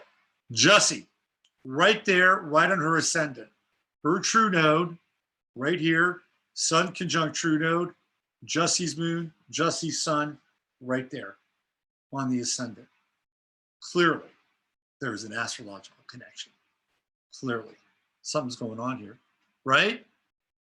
There is something happening.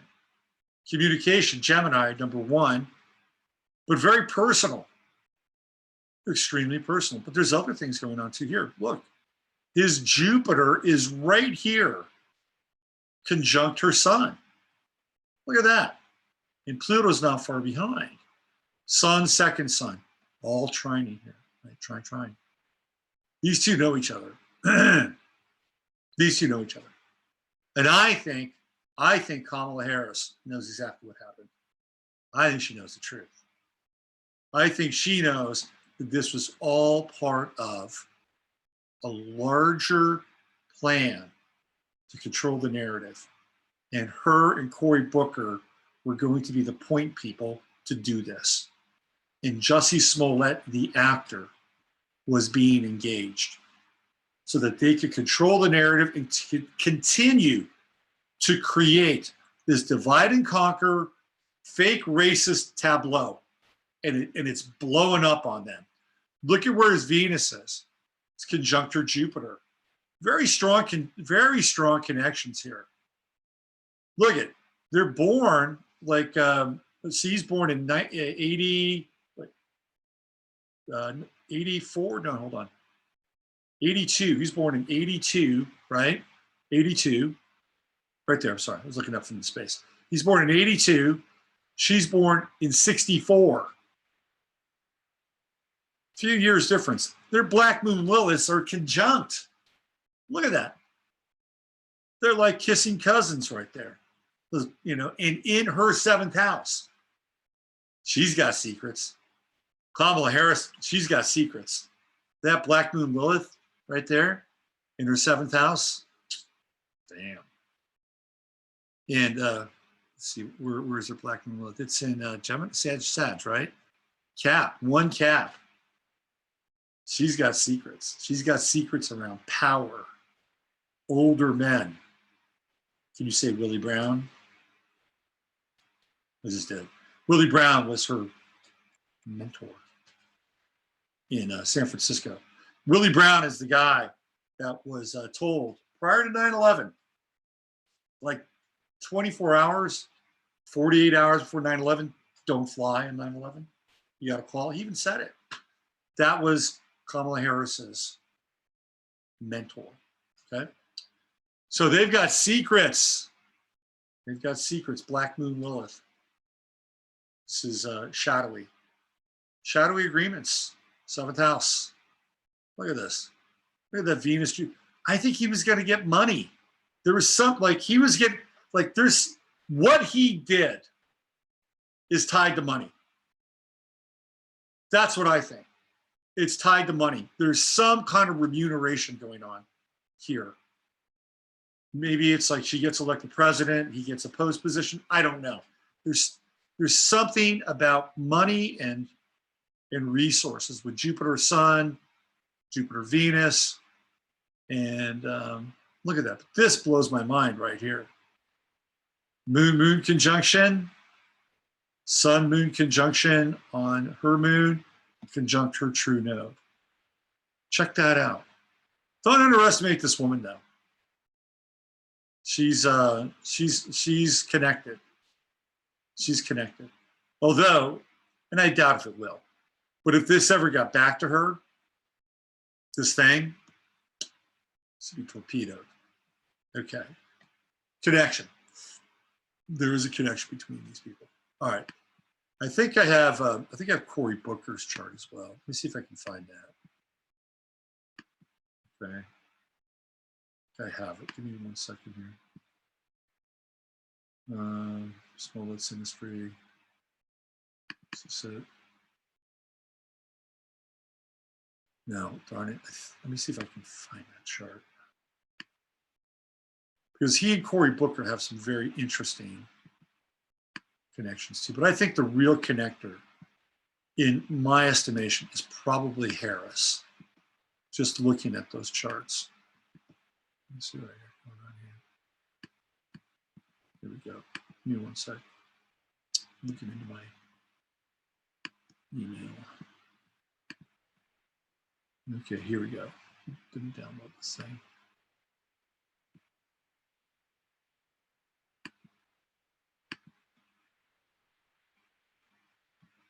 All right.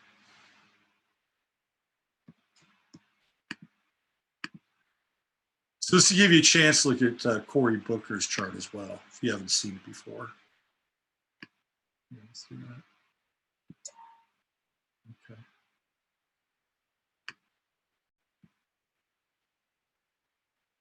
All right, here we go. Okay. So Cory is going to be on the inside because we can see how, because this chart's set. So Cory Booker is, where'd this go? Let me get out of here. Cory Booker he's a Taurus, and he's got Sun-Saturn conjunction in the 3rd house. Cory Booker has Neptune on his midheaven. And guess what he has? Jussie Smollett has the Sun, Neptune opposition. Cory Booker has got the Mercury-Neptune opposition. Mercury-Neptune opposition. Here's another guy you can't trust. For the Mercury-Neptune opposition, this man is not a truth teller. You know, he has to, he projects, right? He projects here with his Mercury, which happens to be in the sign of Taurus, 24 degrees, and he projects up through Neptune and into the 10th house and into the world. But his projection, and I think he could probably be, charismatic if he wanted to. I've seen the guy talk. He could talk a good game. That's Mercury opposition Neptune. Because when you get into the opposition, the planet behind the opposition is powering the opposition. But to get to that planet from the other side, you have to come through Neptune, which is the gate of illusion. So when we saw with Jussie Smollett, his sun is powering through the opposite end. It's a prismatic effect. And with Booker, it's his Mercury, it's his projection of his voice through Neptune. It doesn't always mean that just because they do that, that they are right or true, but it does mean that they have a certain potential to capture people, because Neptune can be very alluring. Neptune can be really hypnotic, it can be very druggy.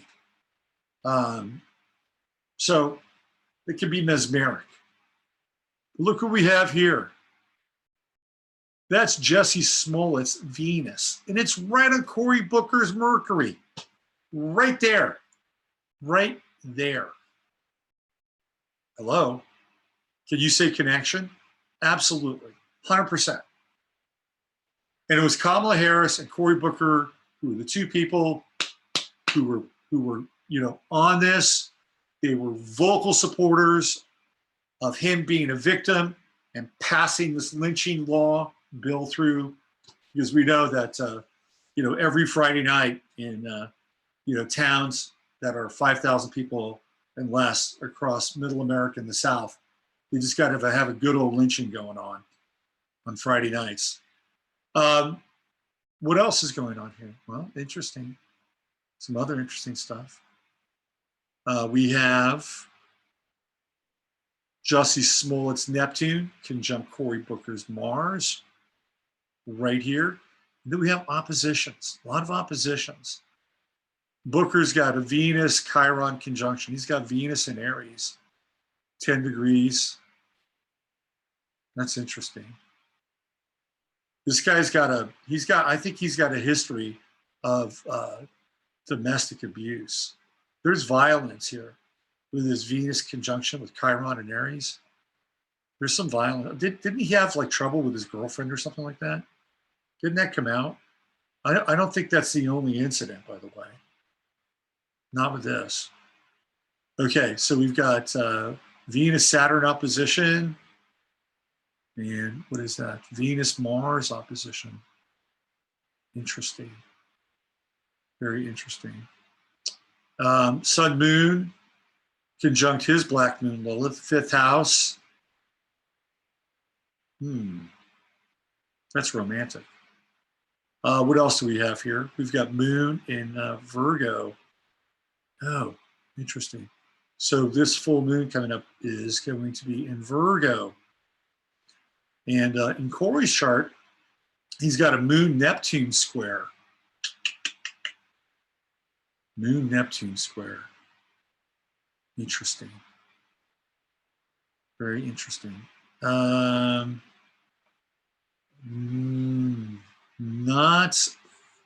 Look, Moon-Neptune squares can be good if you work through your shit. You can want to be, compassionate, empathic, maybe creative, but Moon-Neptune squares are very deceptive when it comes to emotions, emotional deception, and his moon is in the 7th house, partnerships and relationships. Interesting. To me, Cory Booker would be somebody who would have kind of an emotional standard that he'd want other people to adhere to, but he wouldn't. He wouldn't do it, you know, because you'd have that moon in Virgo. Right, it's very early too, right? 4 degrees, but Neptune, you know, it slices into that. So I think there'd be 2 different emotional standards for him. And then let's see what else is going on with Mars here. This is wacky. There's a lot of Uranus stuff going on with these guys, like Uranus-Mars conjunction. Let's see, Moon squaring Sun. I think Jussie Smollett could turn on Cory Booker. That's what I think. I think Cory Booker ought to be careful. I think of the 2, I think there's probably more friction, let's put it that way, and sudden friction with Jussie and Cory Booker. Here, right? Mars, Uranus, Sun, Moon square, Jupiter, Mars, or Jupiter, Uranus. Interesting. And you've got the Uranus-Neptune conjunction. I don't know. This guy shouldn't be running for president. Not with Neptune on his midheaven. There's no way. I mean, there's no way you can trust this dude. I mean, you can't trust politicians anyway, but clearly this is not the best chart for presidency. He's got Sun, Saturn in the 3rd house. He's better at local government. He should be like an assemblyman or something. You know, Sun, Saturn in the 3rd house. I think that's where he'd do his best. Look who's here. It's Rosie. Yeah, hi, Rosie. Hi, everybody. Oh, yeah. Rosie. And Jasper's right down here. Jasper's riding shotgun tonight. Aren't you, Jasper? Yeah. All right. Let me stop this. How are you guys doing? I got a couple more things. You want me to keep going? I got a few more things I want. They're not groundbreaking, but I'd love to get your take on what I'm bringing to the table here. And just by, you know, and I'm just looking at their charts. I'm trying to piece this together astrologically, which is what can happen with astrology, right? This can happen. So I want you guys to just check in with you, see what you're thinking here. Let's see. How can you say don't eat meat but eat bugs? What's going on here? Politics attracts sociopaths. I absolutely. Tell your vegan friends plants are sentient. Speaking of Jasper, there he is. Here's the man. There's the man, the myth. Jasper Lion Cat. All right. Here we go. Your moon is your inner being, and Neptune on your moon. It's a square. It's a total square. Emotional deception. I, Lorenz, says keep going. Okay. What else we got here? AOC, Alexandra Ocasio-Cortez. Cory Booker's an idiot. He's not meant to be president. I can tell you that. Not with that chart. Had a Venus Neptune. Very deceptive. Yeah.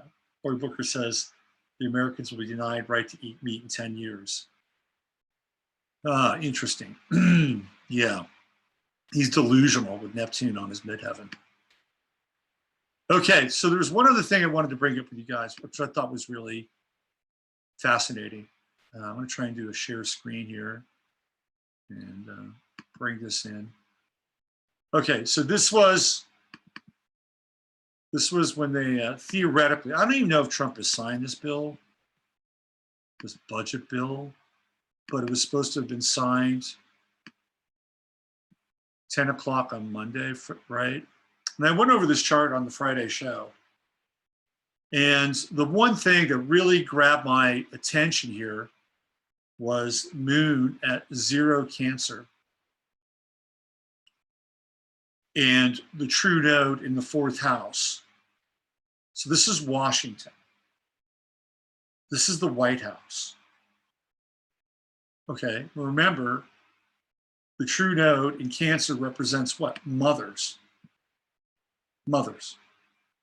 Mothering. Maternity.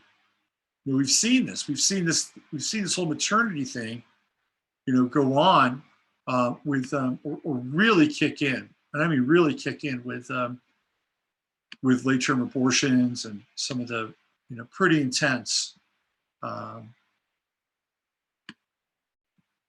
maternal issues, right, with this true node in Cancer. I just got to find this one. Hold on. Find this one picture. Give me 1 second. Now I got to go back in here. So look at that. True node in Cancer, 4th house, South node, Capricorn. Who was at the White House? Who was at the White House on Friday? You know who it was? It was the Angel Mothers. The Angel Mothers. That is a personification, a total personification. Here, I'll show you the picture. Here they are. Stop screen share. Bring this up. Here's your true node in Cancer, right there. At the White House, 4th house. These are the people that lost husbands, children, wives, daughters at the hands of somebody who come to this country, more than likely to be convicted of a crime and was either let loose or came back. And again, this is total heartbreak. And I talked about this on Friday. I mean, were these people meant to die? Was there kind of a larger, kind of cosmic play taking place? I'm not omniscient. I don't know the answer to that. One could make a case that perhaps that might be, but let's just also make a case that there are variables that come into play, and perhaps there could have been a different outcome with some of these lives. I'm just saying. But what I was really interested in was the fact that the mothers, true node in Cancer, were right there in the 4th house at the time of this press conference. It wasn't the State of the Union, it was a press conference. And guess what? They were not allowed to see Trump. They were not allowed to see Trump. You know why they weren't allowed to see Trump? Because his handlers were scared that they could move the needle with Trump and he wouldn't sign the bill. Can you believe that? That's what I've heard. They did not want to get these men and women, angel dads, I suppose, too, but they're known as the angel moms, anywhere near Trump. What does that say? Well, it says that they know that Trump can be moved and swayed, right? And he can be swayed by emotion. They did not want him to feel any emotion. They wanted him to be robotic. That's what was happening. South node in Cancer. Right? The government, 10th house. It doesn't get much clearer than that in terms of the nodes, right, Jasper? Jasper knows all about the nodes. Yeah. Anyway, I just thought I'd show that to you. Fascinating, absolutely fascinating. Right in the heart of that chart, right? Right at the bottom of that chart. Right there, right at the nadir of the chart. That true node happening. Okay, that's what I wanted to show you guys. That's what I was talking about. Let me check in with you again, see what's happening in Chatlandia. See what's going on there. See where you're at. I got too many browsers open. Jim Acosta looks stupid. Woodhouse, let's see. They've been manipulating Trump since the beginning. Oh, there's Jasper's tail. Nice butt shot, Jasper. Yeah, I can tell you who's doing the manipulating. It's a secret agent 0666. Jared Kushner. There's the manipulation.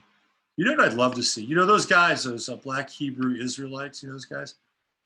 I would pay. If I have like stupid money, I would pay them because they stand around in New York and they just yammer at people. They are ruthless, those guys.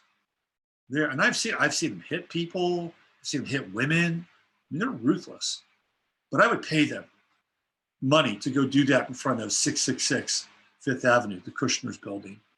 I would pay them to go do it. If I had stupid money, you guys go there. So let's see what you guys can do in front of that building. That I would pay to see. All right. What else we have here? I'm having trouble seeing Trump manipulated by anyone. It's a buzzkill for Trump. I think if anybody is steering Trump, it's Jared and Ivanka. That's what I think. I think it's Jared and Ivanka. I think Jared and Ivanka are guiding a lot of his decision-making process, and I think fouling up what could be a very swift turn of events. You know, will he turn the tables on Jared Kushner? If he does, he'll turn them on his own daughter. I don't think that's happening. Yeah, they're obnoxious. Wouldn't that be great if it's just like, hey, you guys go over to 666 Fifth Avenue, stay out there for a couple hours, do your thing. Kushner, there's a really, Trump had a really weird relationship with Roy Cohn, really weird. And he and Roger Stone were both very close to Roy Cohn, which is a scary thought. And I think Jared Kushner has kind of a Trump Cohn kind of relationship with Trump. I think Kushner is the young Trump to Trump, right? I think that's what's going on with Kushner. Charles Kushner, yeah, there's a lot of influence.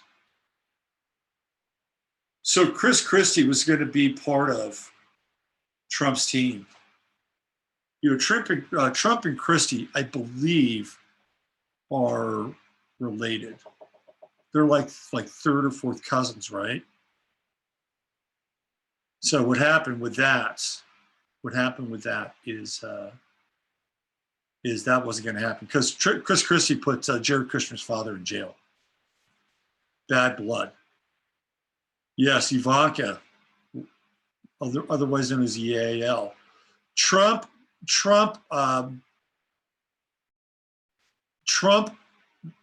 was very cagey, and he wanted his kids, I believe, to be connected, just like how, if you look at like marriages with mobsters,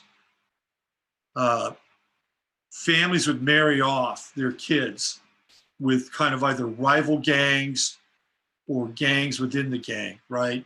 So they could strengthen their underworld ties. I mean, they've done this for years with royalty. It's the same deal. And I think Jared and Ivanka are part of that. They're part of that coupling. Yeah. They're part of that coupling.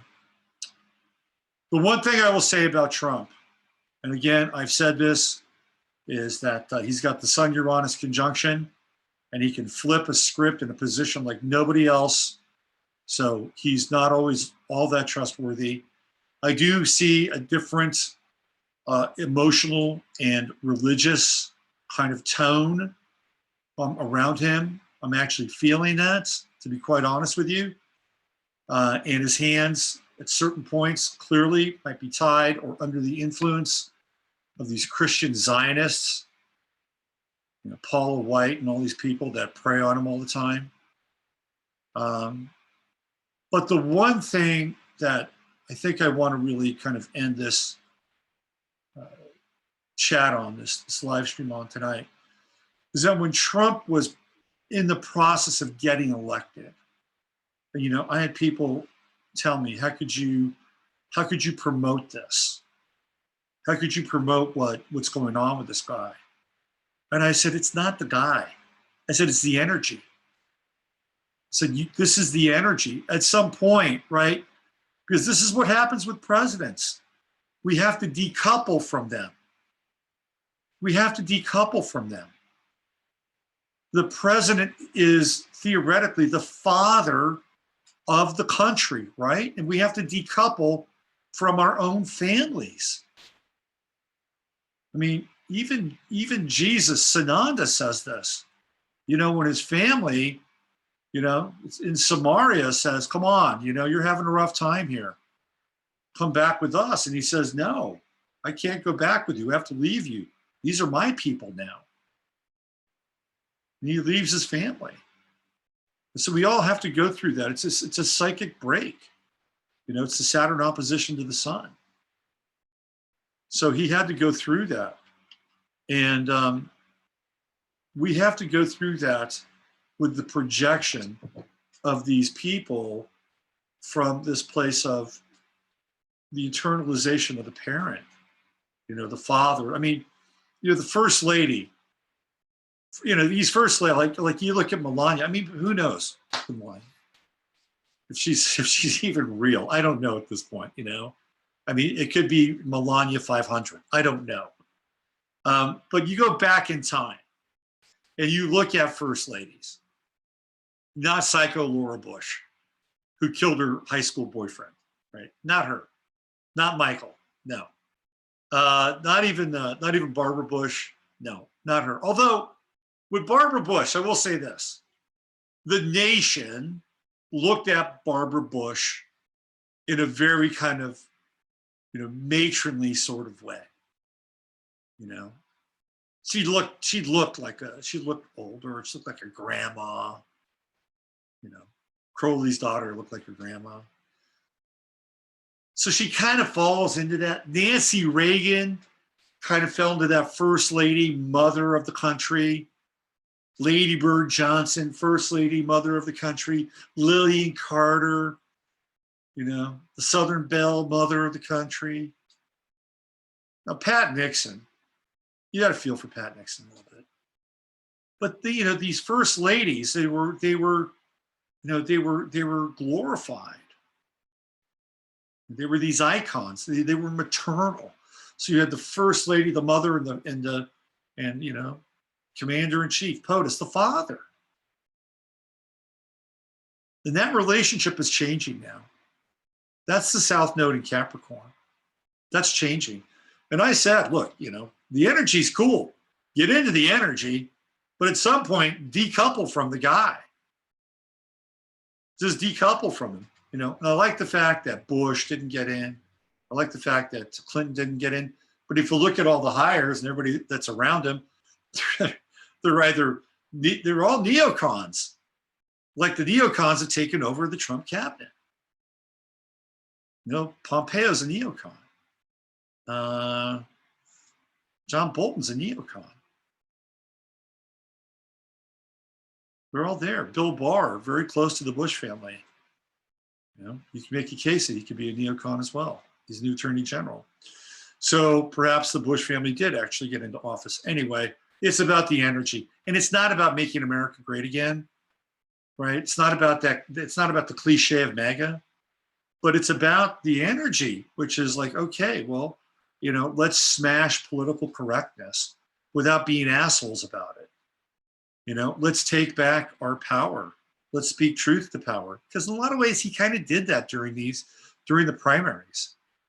You know, he came out and said things that were like shocking. And a lot of them were quite truthful, actually. That's what people liked about him. And that's something that I think we're tasked with. It's not something that we can appoint him to do because in most cases, humans will fail. And that's what happens. So it's about the energy. And don't get demoralized. That's not the trip. That's not the way to go either, right? We're too good for that. We're too good for that. You know, take what we need and, you know, do something with it.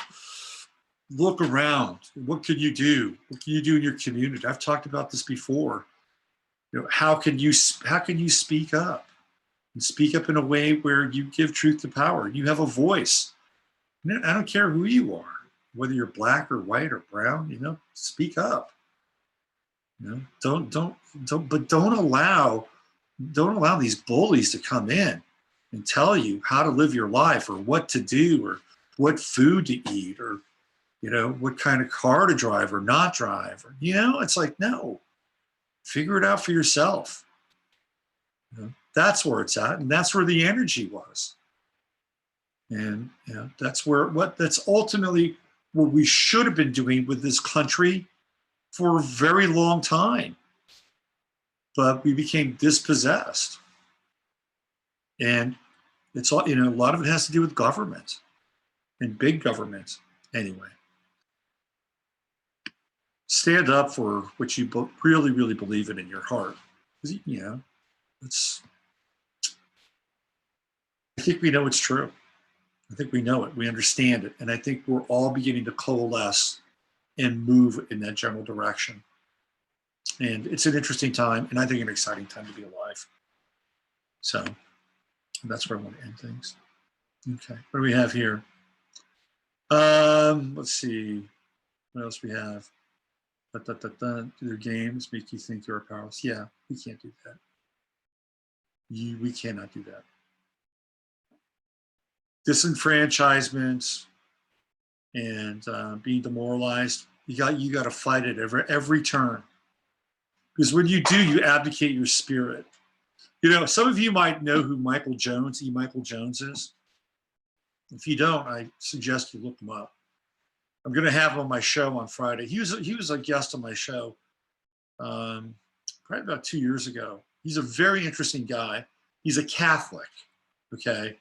And he's a very Orthodox Catholic, but he's also extremely bright. And he contextualizes kind of where we are in social and historical terms. I think Michael's one of the great minds of our time, and I'm really looking forward to talking with him. And he'll give us some insight around the return to logos. Let's put it that way. Okay. All right, I'm out of here. Thank you. Thank you. And oh, by the way, I have the fundraiser, the GoFundMe, over on my website. And let me tell you a little bit about it. It's a pretty cool fundraiser. So if you donate $5 and above, this is just for this platform. This is to, you know, when I start to stream off my website, starting on Tuesday, that's when it's going to happen. When I stream off my website on Tuesday, have embedded chat and everything, that'll be my first 15 minutes of flame with the new platform. I think you guys are going to dig it. It's going to be very, very cool. I've got a great little giveaway. It's like a bonus. I feel like PBS. If you donate $5 and above, guess what you get? You get a voice print personality profile. And Paulette Hanson, who's been in the chat room tonight, has been kind enough to set this up. And it's based on Sherry Edwards technology. And you get to essentially talk into a mic, and the software grabs your voice, and it begins to essentially profile your voice, and it will surface where you're strong, it'll surface where you're weak, you know, what your intentions are. It's great. She did it for me, and she approached me and said, I want to make this a part of your giveaway or part of your GoFundMe. And when I saw it, I was like, slam dunk, great. And Sherry's starting a business, and she wants to be able to offer this to people. And I think this is kind of like the first step. There's kind of larger, I think, programs and more stuff that you can do on the automated side. So, you know, you get to find out more about what she does and how you can participate with that, and you get a nice taste of this stuff. So for everybody $5 and above, there's a link on my GoFundMe page. You just click through that link. It's all there on a landing page. You'll go through and Paul Ludd will take care of you, right? For the most part, I think it's all pretty much automated. So yeah, check that out. And for $100 and above, you get a reading. You get an hour reading. So that's what you get. And hit that GoFundMe goal, and you know it'll set us off on the next level here. And you know, this is something I hope to be doing as long as, you know, the lights are on. So, you know, next year, the year after, the technology is getting better and better and better and more robust. So Boxcast is my partner. If you want to look at what Boxcast does and what the technology does, you can check it out. And, you know, I'll be on the website. So Tuesday will be the official launch coming off of robertphoenix.com. And it will be streaming simultaneously in other places too, which I can, based on that technology. Like I'll be able to stream onto Apple TV, and I'll be able to stream onto the Roku channel. Pretty cool, huh? But I'll also be able to stream off my website. All right, thank you everybody for sitting in tonight. God bless you all. Love you all. It's a great time for me on Sunday nights. I really look forward to it. And you know the drill. Use your head to discern what's real, your heart to serve what's possible. And look for my interview next week with E. Michael Jones. You'll dig it. You'll like Michael a lot. It'll be very enlightening. Okay. Have a great Sunday night and have a wonderful week.